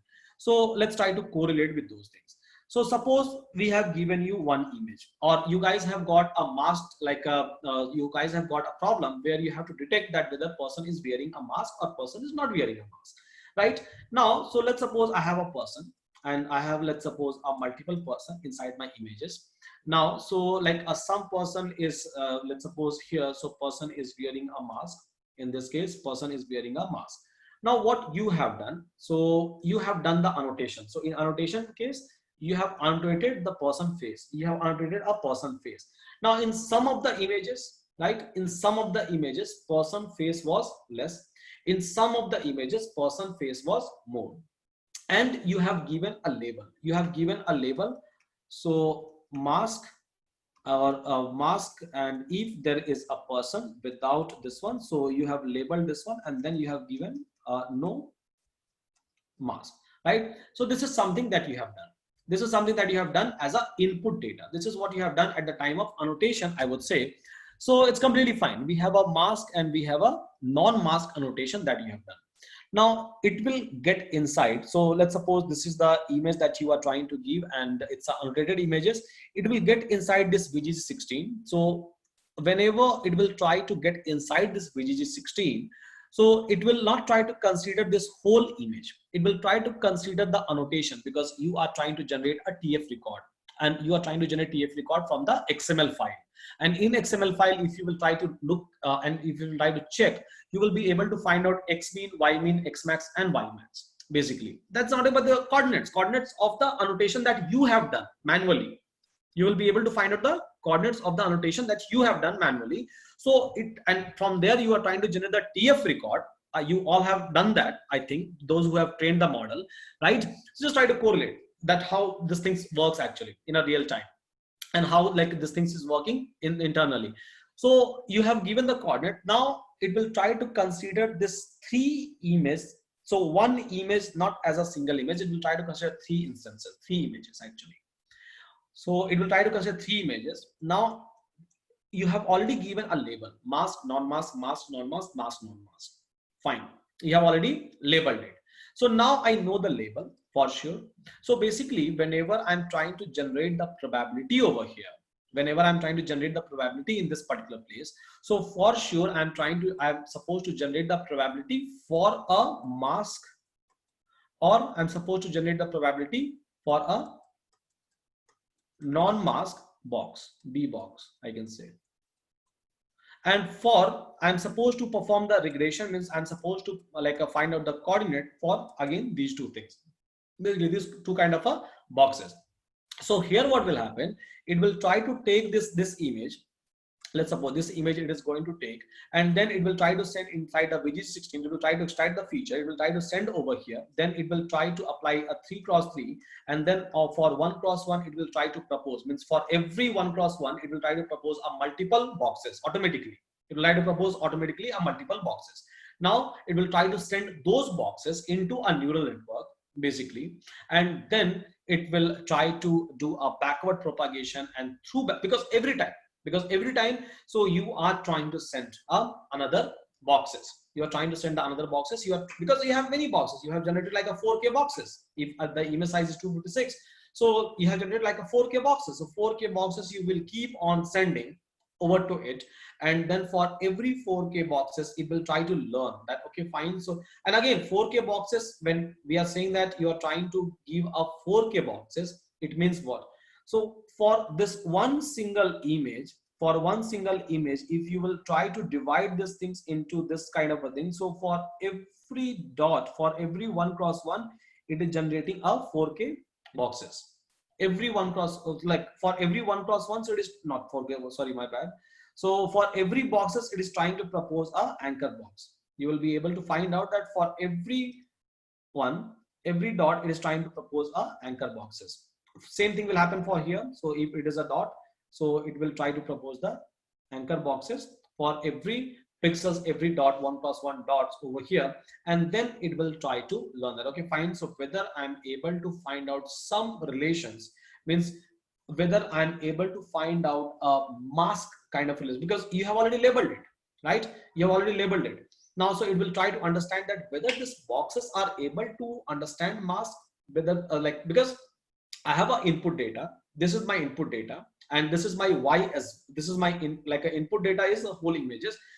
I have a y because I know I have labeled it, so I have basically labeled it. So whatever it will try to generate, it will try to check that okay fine, so whether I'm able to like predict mask as mask or not, or class 1 as class 1 or not. So first will try to give you probability for class 1, class 2.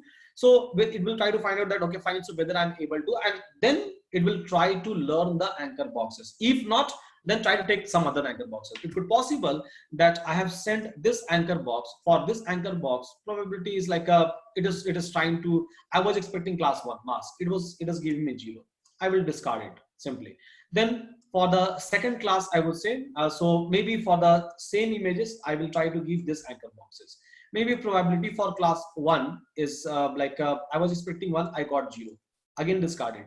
Then I can try to propose this anchor box. So just imagine that for every dot we will keep on proposing this kind of anchor boxes, and it will go as a input inside the neural network, and then it will try to train it, and then it will try to give you the like this anchor boxes for mask or not mask. And then here regression. So if this anchor boxes is for mask, right? So from the same network itself, because data which going inside this one is same, right? So it will try to propose that okay fine, so this is fine, but I think if I can draw a box little bit here, so it will be able to cover in a better way, right? It will be able to cover in a better way, I would say. So it will try to learn this kind of regression. Now once these things will be done, then whatever anchor boxes it is going to propose, it is going to send this proposal where with whom. So basically if you remember, so we have sent all the feature map which we have extracted from the images to RPN. So this is a RPN network. So this is the RPN network. Now same feature is going here feature I'm just trying to say. Now they will try to give the proposal of the anchor boxes for the same feature, because for the whatever feature I'm able to get, I'm supposed to predict some kind of anchor boxes on top of that feature itself.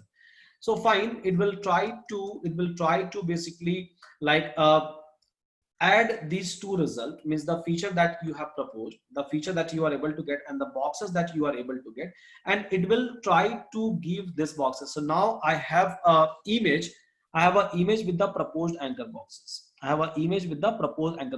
On this layer, on this level. So you will be able to see that you will be able to see very clearly that this is just an image, right? This is just an image. We are trying to do like a convolution of 3x3, and on top of that 1x1.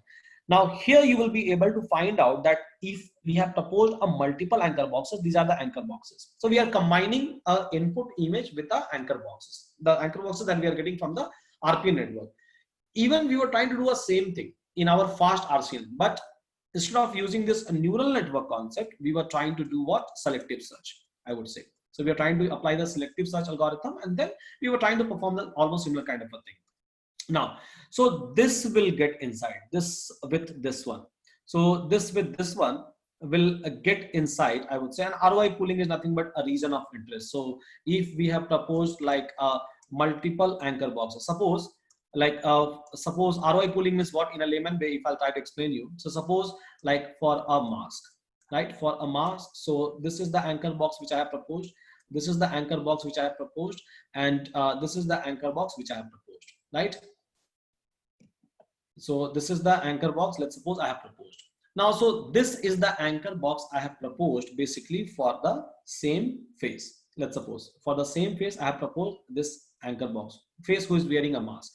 Now, so instead of considering this entire region, instead of considering the probability or final detection from like all of these three, what I will do is I have to select one, because three will not look good. If it will show you a three boxes with some kind of overlapping, it will not look good, I would say. So what they said that, okay, fine, so let's try to do one thing. So let's try to do a ROI pooling. In ROI pooling, what will happen? So they will try to check that, okay, fine, so where we have a more overlap in terms of a area, where we have more overlap in terms of an area. So you will be able to find out that, okay, fine, so like this is not having a much overlap as compared to this one. So let's do one thing. So let's try to finalize this region as a final region, and this will be the based on the ROI pooling. So it will be able to give you the final thing. So it will try to do a ROI pooling, and then it will try to send inside the another neural network.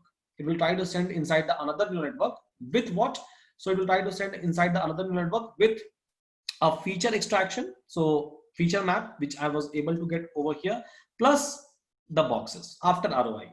So after ROI means it will try to remove, it will try to eliminate unnecessary anchor boxes. I don't want all the anchor boxes. I just need a necessary one. So it was trying to send these things inside the neural network. And then again, we know that what is like what a neural network can do.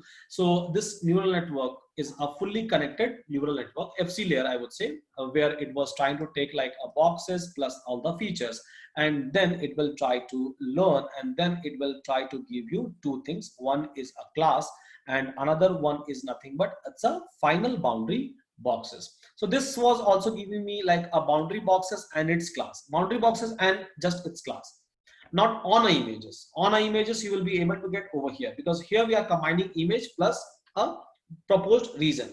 Now it will try to learn from the proposed region, and finally you will be able to get these things, and finally you will be able to get this boundary boxes, as you can see. And here also it is trying to plot like a one kind of a boundary boxes. So this is square box, a square box, this is kind of a rectangular box. This object is not able to identify, right? So this is how this faster RCNN works. So the only breakthrough that people have made in this one is this particular layer, I would say. So they have added this layer, and whatever output which I was able to get from this layer, they were trying to send, and they were trying to append this output with respect to the feature that they were trying to get.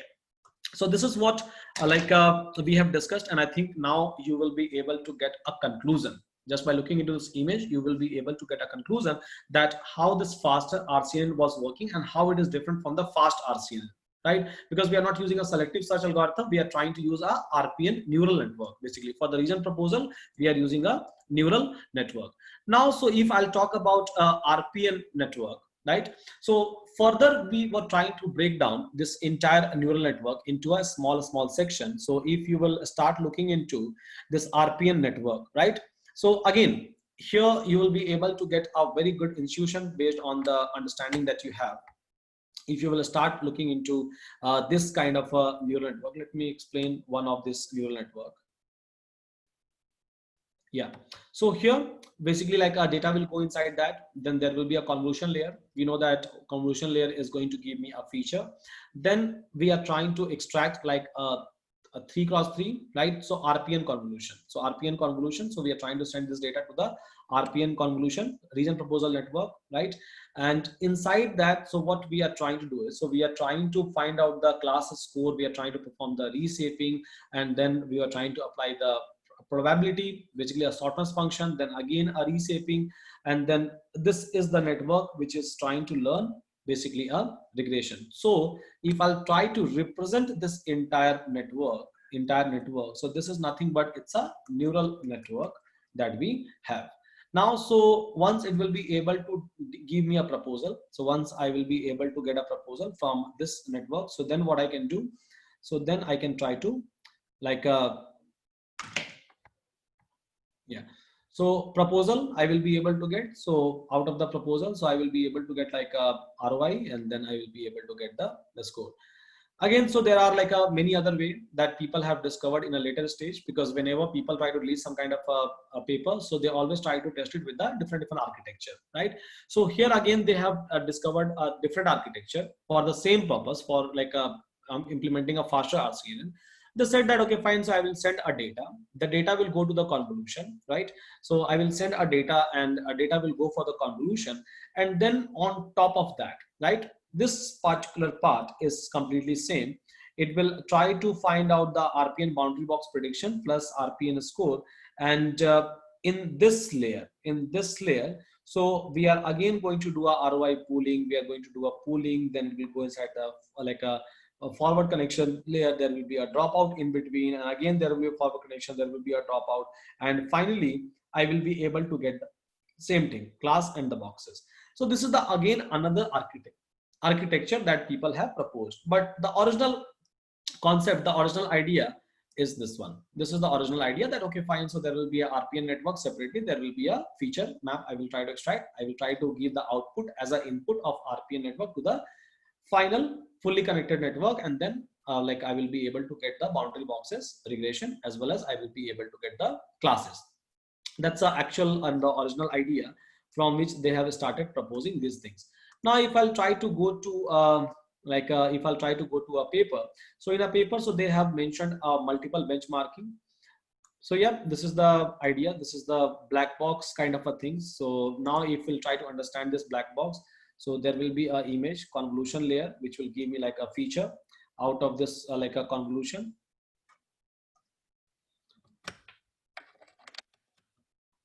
Okay, so here you will be able to get a convolution. Then we are trying to send same feature here and here. Whatever output we are able to get, we are trying to combine this output.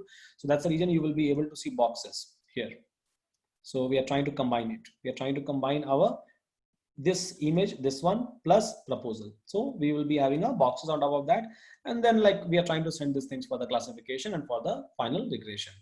And this network that we have discussed over here, so this is nothing but it was a neural network based RPN network that we are talking about. Now if I'll talk about a benchmarking, so let's try to understand this one. Yeah, I think this is what we have already discussed. So what will happen in this one? So for every pixel, so they were like, it's a sliding window, it's kernel, I would say. And for every pixel, so they were trying to generate like a k number of anchor boxes, because yeah, we need a proposal. We need a data for the input training, I would say. Loss wise, yes, they have like even used this particular loss function. Now, if I will try to show you that what was the final accuracy that they were able to get. So here you will be able to find out a chart. So inside this chart, if you will try to understand, right? If you'll try to understand. So if I'm trying to use a selective search. So in case of a selective search, it was giving 2000 proposal in a very first network, right? And data set that they have used was WOP.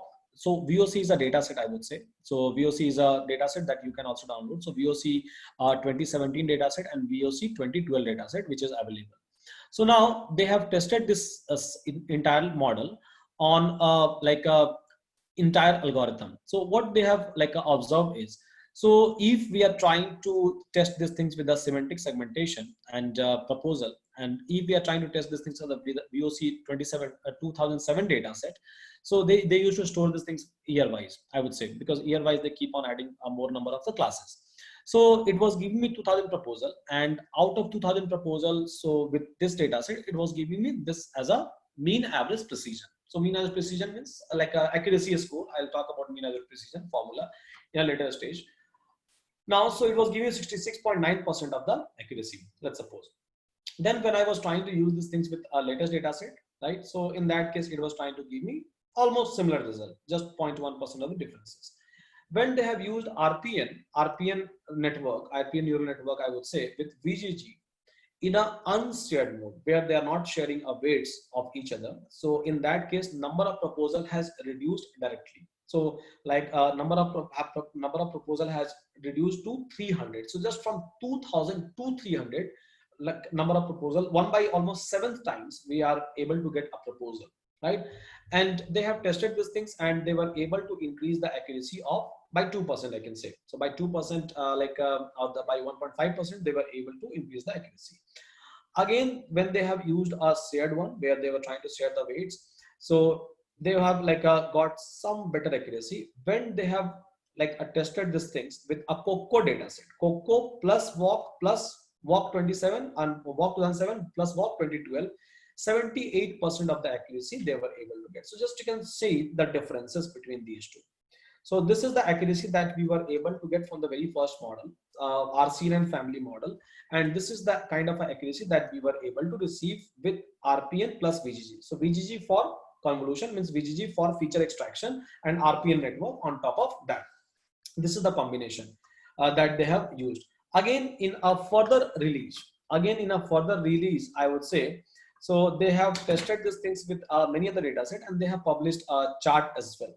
So what they have done in this particular place is, so if they are trying to use a fast RCNN, just a fast RCNN with SS, a selective search, and if they are using model as VGG, means for object detection, they are using a fast RCNN model and with a semantic segmentation, and if they are using like a VG16, a convolution model. So in that case, a number of convolution is this one, proposal was around this one, and then region wise proposal for per region, it was this is the proposal. And if proposal is too high, so for sure FPS was too low, because the number of the, suppose if I have proposed 2000, so for sure you will take time to do a convolution and to give me a classes as well as regression basically. So the rate was 0.5 FPS.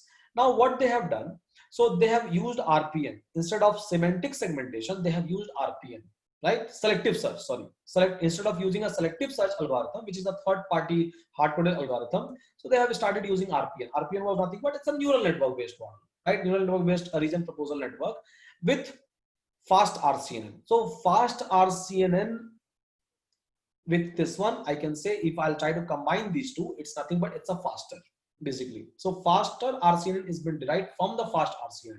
And again, inventor of these two things, or this entire RCNN family was same. I'll talk about the name as well. So in that case, a number of proposal has reduced tremendously, because here a neural network was giving me a proposal, and in that case, basically, I was able to increase the FPS almost 10 times, 10x. Number of frame my system will be able to propose a same benchmarking system, a same CPU which was a K40, same GPU which was a K40, I would say. So it was able to process 5 frame. It was able to process 5 frame in a single second. Here it was just able to process half frame. Means to process one image, it was taking, this first one was taking like a 2 second. Here it was taking like I would say it is able to process the 5 frame in a single second. Here half frame it was able to process in a single second. Just you can try to see what was the breakthrough that people was able to achieve with this one. Then when they have used this ZF model, I would say, so with the help of this ZF model, they were able to get this many proposals. So proposal has like a change to 3, and then just try to see that what is a number of what is the kind of a FPS, so like how fast my model will be, right? So object detection was not our only objective. The objective was, I would say, the objective was to give you, or objective was to increase the FPS as well, along with the object detection in a much more stable and the accurate way. And this is what a kind of advantages that they were able to get in this particular place. Now, here, if you will try to look into a benchmarking, so here what they have done is, so you will be able to find out a table. Same table is available into your fast and RCN family as well. So here, if we are trying to use our selective search 2000 boxes RPN 300 boxes with this data set, trained with this data set model. So for a bird, so for a bike, for the bird, for the boat, for a bottle, so what is the accuracy that it was trying to give? So it's already mentioned. The average accuracy was this much that you will be able to get in general in this one, which was very high as compared to any other model. So this model was not only a more accurate model, but apart from that, so this model was also a fast model people was able to build as compared to the previous one. So this architecture was even faster, because once neural network will be able to learn, right? That's the reason you are trying to do a training, right? So once it will be able to train itself, after that prediction is nothing, right? After that it will take a frame, and based on the training it will propose the propose the reason, and then finally you will be able to get a classes and regression bounding boxes. So, and if I'm trying to do like a semantic segmentation, so every time it will try to do the calculation, and then it will try to propose me some 2000 things, and then on top of that it will try to give me, it will try to perform some kind of a classification and regression operation.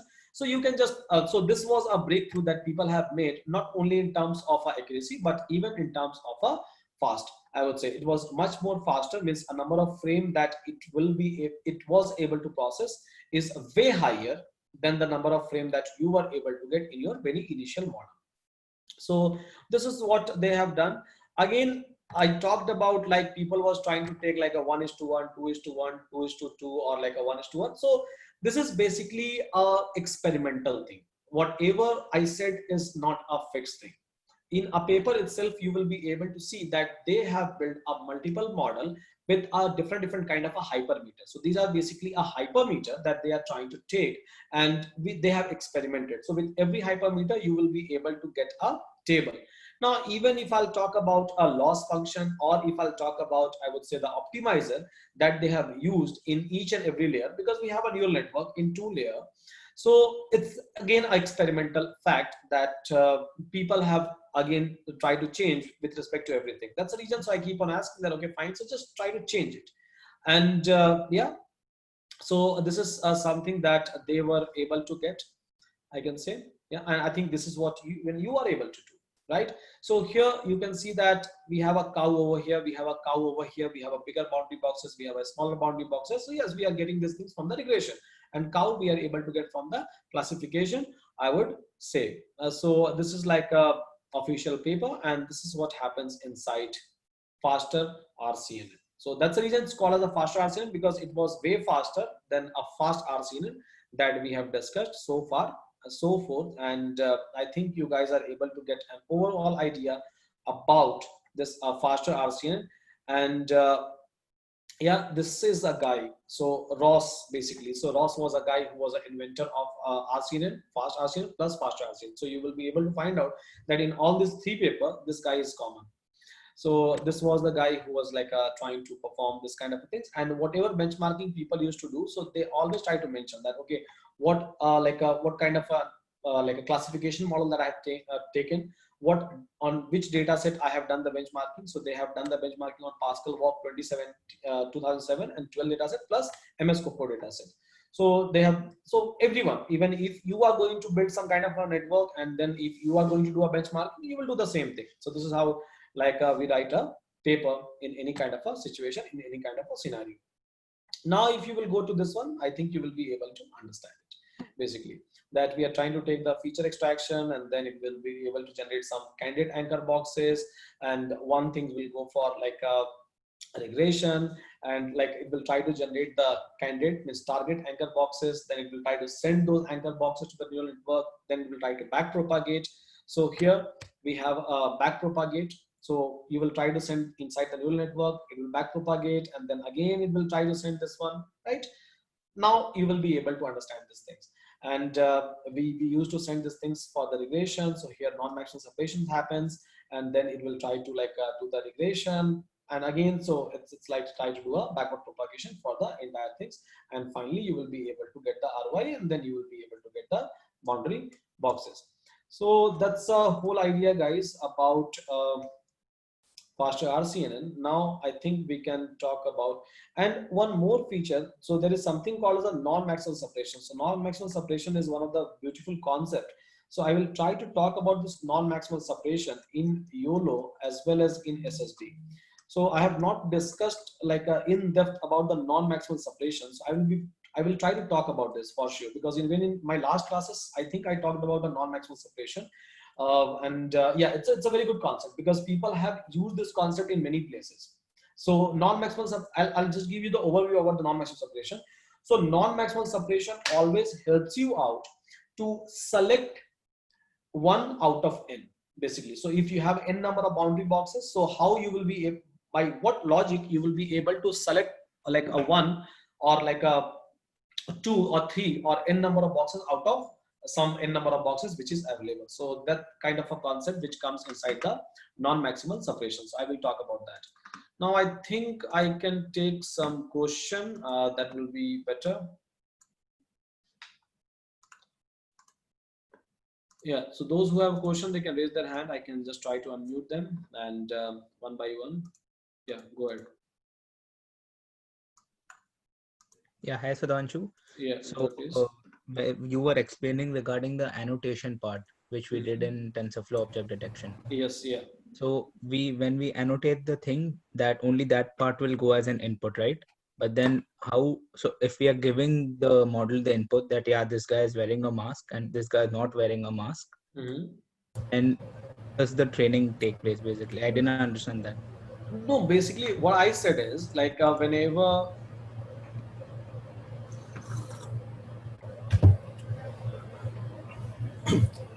hello, like the image you showed on Google.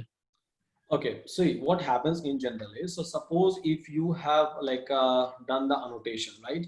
So can I say that there was a person, and the person was maybe wearing a mask or not wearing a mask, and for that you have done this kind of annotation, this red box is annotation. Yeah, okay. Yep. So you have done the annotation and you have generated the XML file, right? And now if you will look into the XML file, so you will be able to find out X mean and Y mean, X max and Y max, right? This is the fourth thing you will be able to find out. So this is nothing but, so it defines this boundary boxes, this location of the boundary boxes, it try to define. Agree? Now, so you, again, so you are trying to convert this XML. So at the time of training, what you are trying to do, so you are trying to convert these things into TF record, right? TF record. This is nothing but again another kind of a file. So I think you have generated a TF record, right? Binary file. So this is binary files basically. So binary file nothing but it generates from here itself. XML, can I say that? Yeah.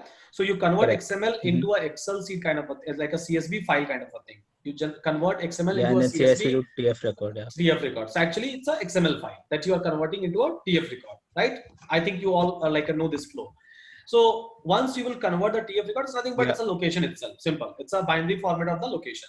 So whenever this system will try to take your input, right? You are trying to do the training. So at the time of training, what happens is, so it will not try to consider the entire images, because it could possible that in a single image itself, right?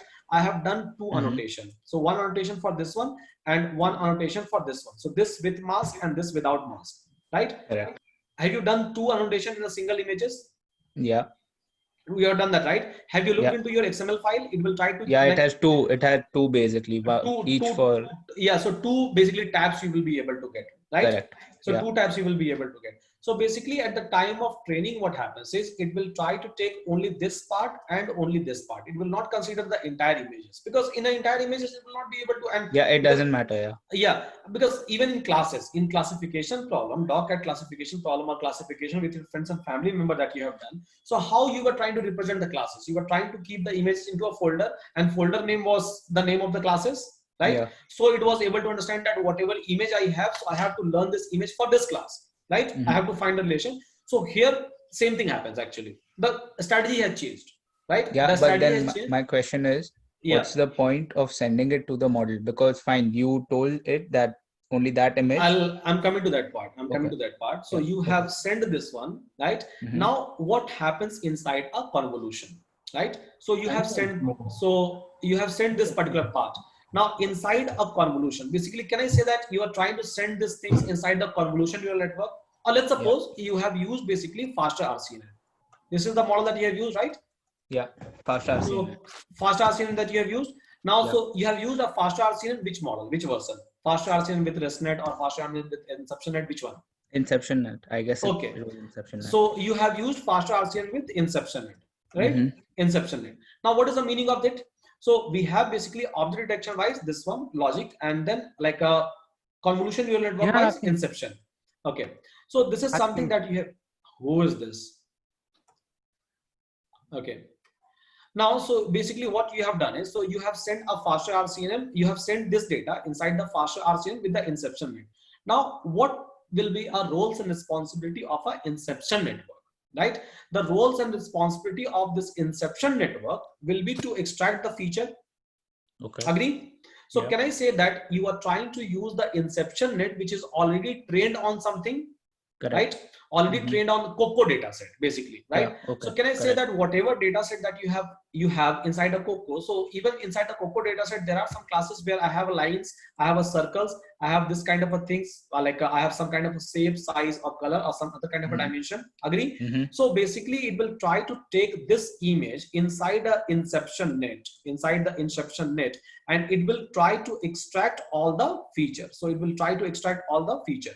Because we know that InceptionNet is having a multiple layers, and finally it will be able to give you the feature. And I told you that, so basically you're in a transfer learning, you're not using a forward connection, right? You're just using a layer till CNN, right? So it will extract all the feature. Now, what is the meaning of extracting feature?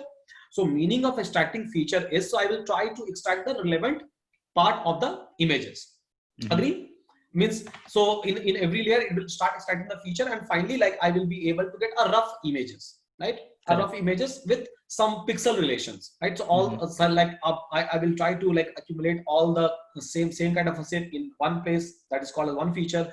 Like let's suppose I will end up creating all the image with a like a circle shape, then a square, maybe rectangle, maybe line, maybe some other color shape and size. So can I say that, so from this image as well as from this image, it will be able to give me a feature map. Agree? It will be able to give me a feature map, and multiple feature map it will give me, right? Because if you remember the inception network, so in a variety of the inception network, so they try to give me a different kind of a different number of the feature map, depends upon what is the kernel that I've applied. Okay. So it will be able to give me a multiple feature map. Agree, right? With this level. Now this feature map I'm trying to send into two parts. One into RPN. Right? Now in one into RPN, I'm trying to send. Now what RPN network will try to do? So basically, can I say that RPN network we are trying to use for finding out the proposal, right? So let's suppose we have sent this this one. So out of this, I said that inside the RPN network, suppose this is the image, right, of size like a n cross n. So it will try to extract 3 cross 3. Right, this 3 cross 3, and then out of, so 3 cross 3 means it will try to hover over the entire images. It will try to strides over the entire image. Get multiple 3 by 3. 3. So whatever 3 cross 3 that you are able to extract, I'm just trying to zoom in. This 3 cross 3. This is 3 cross 3, right? So for every 3 cross 3, I said that okay, fine. So there will be a dot. Means is it for every 3 cross 3 or after you apply the whole? For every 3 cross 3. So whatever 3 cross 3 that I will be able to get. So can I say that for every 3 cross 3, it will try to divide into 1 cross 1? So 9, and so can I say that in 1 3 cross 3, I will be able to get how much? 9 points. 9. So if I'll have 2 feature map, if I'm trying to select, so can I say that 9 into 2? You must have seen 18, right? So how 18 is going to come? So I'm trying to propose, I'm trying to take a 2 feature map. Right? It could possible that I can try to take maybe like 100 feature map. Possible. Depends upon my network, right? Depends upon my base model. Can I say that? Depends upon my base model that I'm using for the feature generation, right? So let's suppose this feature generation model gives me like a 10. So can I say that like a 9 cross 9 into 10, right? So basically what we are trying to do is, so this is 3 cross 3. So we have like a 9 dots. we have like a 9 dots over here. Now for 9 1 cross 1, 9 1 cross 1, I would say. Now for every 1 cross 1, right? For every 1 cross 1, so we are trying to propose a 1:1 or 2:1 or 2:2 or 1:2 anchor boxes, right? So for 9, for all this 9 reason, I would say I will try to propose it. This is just a proposal. This is just a proposal which I'm trying to do, right? Okay. And can I say that whenever we are trying to do this kind of a thing, right? Whenever we are trying to do this kind of a thing, so can I say that I know this classes as well? Because here you have given a label image, right? So label image with mask, and here you have given label image without mask, right? Yeah. So whenever you are sending this image, I know that I'm trying to extract a feature of mask or non-mask. Agree? Yeah. Agree? Okay, fine. So here it will try to send this data, and it will try to learn a proposal. It will try to learn a boxes. Now in a selective search, what happens? How it try just wait. So how it try to give you the boxes? So basically it will, suppose if I have like a yellow color over here, right? And let's suppose if I have like a green color in this particular place. Now how it will give a boxes? So basically yellow color and green color is like it is trying to show me some kind of relation. So can I say that it will give 1 boxes over here, it will give 1 boxes over here? Agree? Yeah. In a selective search, which was a hard-coded algorithm, so not only based on the color, based on the distance, clustering, and many other things, it will try to give you the boxes. This is what happens into a selective search, and where we are trying to say that it will try to give you 2000. Fine. Now here what will happen is, here we are trying to give a proposal. We are trying to create a boundary boxes. I don't know. When I'm trying to create a boundary boxes, basically, when I'm trying to create a candidate anchor box, this is a candidate anchor box. So when I'm trying to create the candidate anchor box, I don't have any idea, right? That whether this candidate anchor box will be able to represent that object or not. What I know as of now is that on a feature, so this is a feature for the mask, right? What I know is this is the feature for the mask. Means whatever data I have received, whatever data which I have received basically over here, so in that data, this is the class, this is the entire class I have to cover. Just because out of this images, can I say that in a same expected so you try to draw these things, draw this finally when you will try to test it, so it will try to draw this anchor boxes, right? Yeah. On top of the image. So my original image was this one. So out of this, I need this anchor box. So basically, it doesn't have idea that okay. So what will be the size of this anchor boxes which I'm supposed to draw in a real time? Because in real time, you can try to give a small image, big images from distance, from near, and it will change. Expected ratio of the object will change inside the one frame. So it won't be having any idea. That's the reason. So try to give a multiple proposal, and then from everyone it will try to give a multiple proposal, and then this proposal will get inside the neural network basically. But aren't the proposals too small, because like it is just 1 pixel you're focusing on? So no, so 1 pixel we are trying to focus on, but size of this proposal we are trying to, so 1 cross 1 on every 1 cross 1, but size of the images that we are trying to consider, right? So the size of the boxes that we are trying to consider, can I say that that is related to the images that we are going to give as an input? Yeah, you said m by 16 and n by 16. Try to understand in this way. So suppose if I have given a size of the images, okay, let's not talk about in terms of pixel. Let's try to talk about in terms of inches or feet, which is not a relevant one, but just for the understanding, right? So let's suppose this is basically, or let's suppose try to understand these things into meter, I would say, right? Yeah. Although meter is not a relevant term in this context, but still, let's try to understand. So suppose size of this image is 10 meter by 10 meter. Fine. Size of this image is 10 meter by 10 meter. Now, so inside this 10 meter by 10 meter, right? So let's suppose I have 1, 2, 3, 4, 5. 1, 2, 3, 4, 5. So what is the size of one box? 2 meter. Yeah. And even in this place, it will be 2 meter.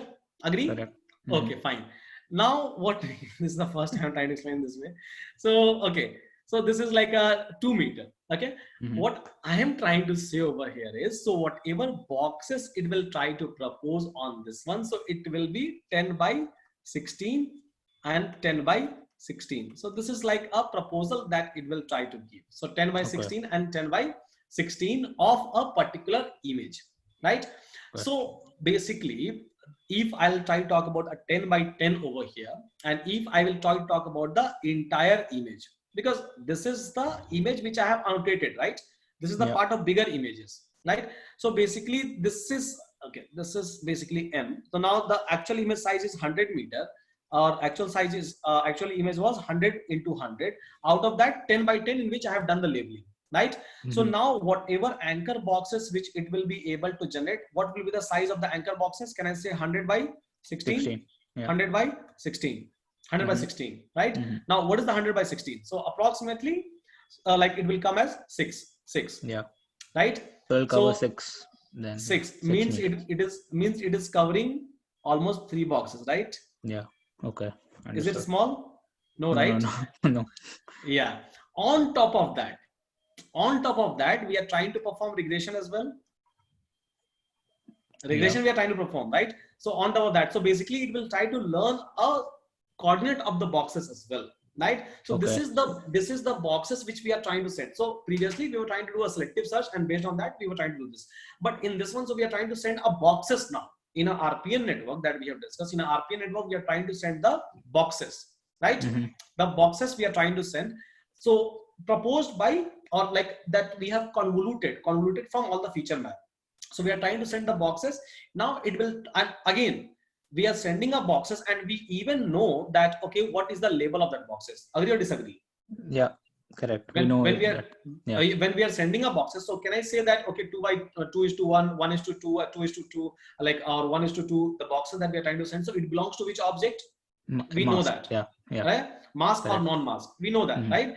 So it will try to send all of those boxes, and then it will try to learn all of those boxes. So can I say that you are not sending only one image? Can I say that you are trying to send multiple images, and in every image somewhere you have drawn a small box, somewhere you have drawn a somewhere you are trying to give a small size of images, somewhere you are trying to give a big size of images, means the actual image which is getting inside, right? So can I say that expected ratios will be different every time? Right? And the kind of a boxes proposal which it will try to do will be different every time. So can I say that I have a data variations in terms of boxes as well, right? So it will try to understand. Now you will face some problems. So whenever you have trained, let's suppose, some model where you have taken all the images in which a person who was wearing a mask was big, right? And whenever you're trying to test it, so suppose in that test images, so person is standing very far, right? It will not work. It will not be able to detect correctly. It will sometimes give you a box, sometimes it will not give you boxes, right? Why? What is the reason? Because in your training data set, you have taken all such kind of images which was just trying to take the bigger boxes, right? You have not taken any kind of a data set from like a far, where we have a small boxes. It has not learned it, right? It has not learned it because that was not a part of the RPN network. So it will not be able to give you the proposal. That's the reason. So I always say people that whenever you're taking a data, so try to take a data basically with from more afar variations, with a distance variation, right? Suppose if you have taken an images with a similar kind of a lighting effect, right? And now you're trying to test it in a different kind of lighting effect, right? Again, it will not be able to learn because in a boxes. So can I say that in a boxes, only size of the boxes will not matter, because boxes is what? Can I say that boxes is nothing but a pixels, right? Yeah. And pixels will be having a values which will denote the colors intensity. Correct. Yeah. So that's the reason I used to say that, okay, fine. So whenever you are trying to train the model, so always try to take the light variations, right? Or I always try to ask people that do a data augmentation. So try to rotate it, because suppose if I have taken all the images in a straight direction, maybe I'm trying to test it in this way, or maybe in this way, right? It should be able to give me a result. So now I have to give a variations, because with that variations, the size of this a expected box plus your image, the image angle will change, right? So that it will be able to take that as well. So the way we are going to give a variations to our models, in a similar way, it will be able to learn. So is it clear to your concern is clear, right? Yeah, so basically like when we annotate the thing, then the output after it goes through the whole network, the size of the box will change, right? Yes, Like yeah. So out of the regression output. So basically size wise, if boxes is changing, so that is basically output that we are getting from the regression. Because like whenever we are trying to send the like whenever we are testing it with the real time videos, it means what? So can I say that frame by frame we are giving a different feed, one by one frame, right? And in every frame, so like somewhere the expected size of the data that you are trying to give is small, or somewhere it's big. So can I say that for every frame it is trying to do a prediction? That's the reason you will be able to see that blocks is fluctuating, sometimes little bit bigger, smaller, little bit bigger and smaller, right? Yeah. So from where these things will come? From the regression. And then you must have seen the classes as well, right? That is what happens. So basically the proposal of the boxes, it try to extract from where? It will try to extract from the RPN. Okay, and then it's fed to the normal network. It will try to append these things with the feature map. It will try to append these things with the feature proposal, and then finally it will try to give you regression and classification.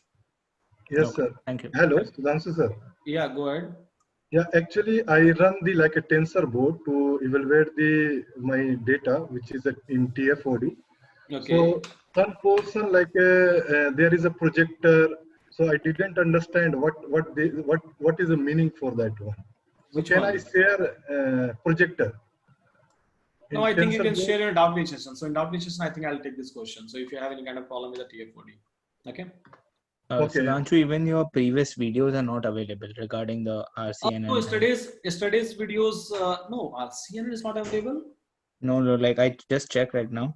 It has till inception for the previous batch, but I cannot find for. Okay, previous batch video you're talking about, right? Yeah. So, Previous okay, batch. your batch video is like available. So, okay, do you want that? Yeah, I mean, I was just referring because sometimes like I'm able to understand there better. Okay, fine. Yeah, so basically in the live classes, so sometime depends upon many kind of a situation and things, right? So sometime I try to go in very depth, sometime because yeah, it's like live some classes, lectures right? you've gone in pretty much good depth, so I was enjoying that. Yeah, person was same actually. It was me. Okay, thanks. Yeah, fine. I'll just like ask someone then to do that. Yeah. Okay. Hi, Sudhanshu. Yeah. So fine, guys, just try to like go through it, try to revise it, right? And in next class, probably I'll be talking about a YOLO and SSD. So yeah, YOLO I'll try to explain in a much better way, and SSD is one of the most powerful models. So some kind of YOLO concept they have inherited into SSD, and we will try to explain. We'll try to understand that as well. But yeah, before that, so I would like to ask you is, so just try to train a model into a SSD Lite as well. SSD, basically SSD mobile net. So just try to train a model into SSD mobile net. Check the accuracy, check the FPS. For sure, FPS wise, you will be able to get a high FPS as compared to faster RCN. Data, I think the data that you have untreated, you are not supposed to untreat the data again. You can try to use the same data. Just change the model and then let me know the accuracy. And yeah, make sure that whenever you're changing the model, the configuration files and everything should be in place, and don't make any kind of a mistake that you have made last time. With this, guys, thank you so much, and see you again in next class. Don't drink Red Bull, it's not good. Just yeah, nowadays like I have stopped drinking Red Bull a lot, but yeah, still it's kind of a habit. So here's a Red Bull. Yeah, thank you for advice. For sure, I'll try to implement it. Yeah. Okay, fine, guys. Just we'll connect to next class.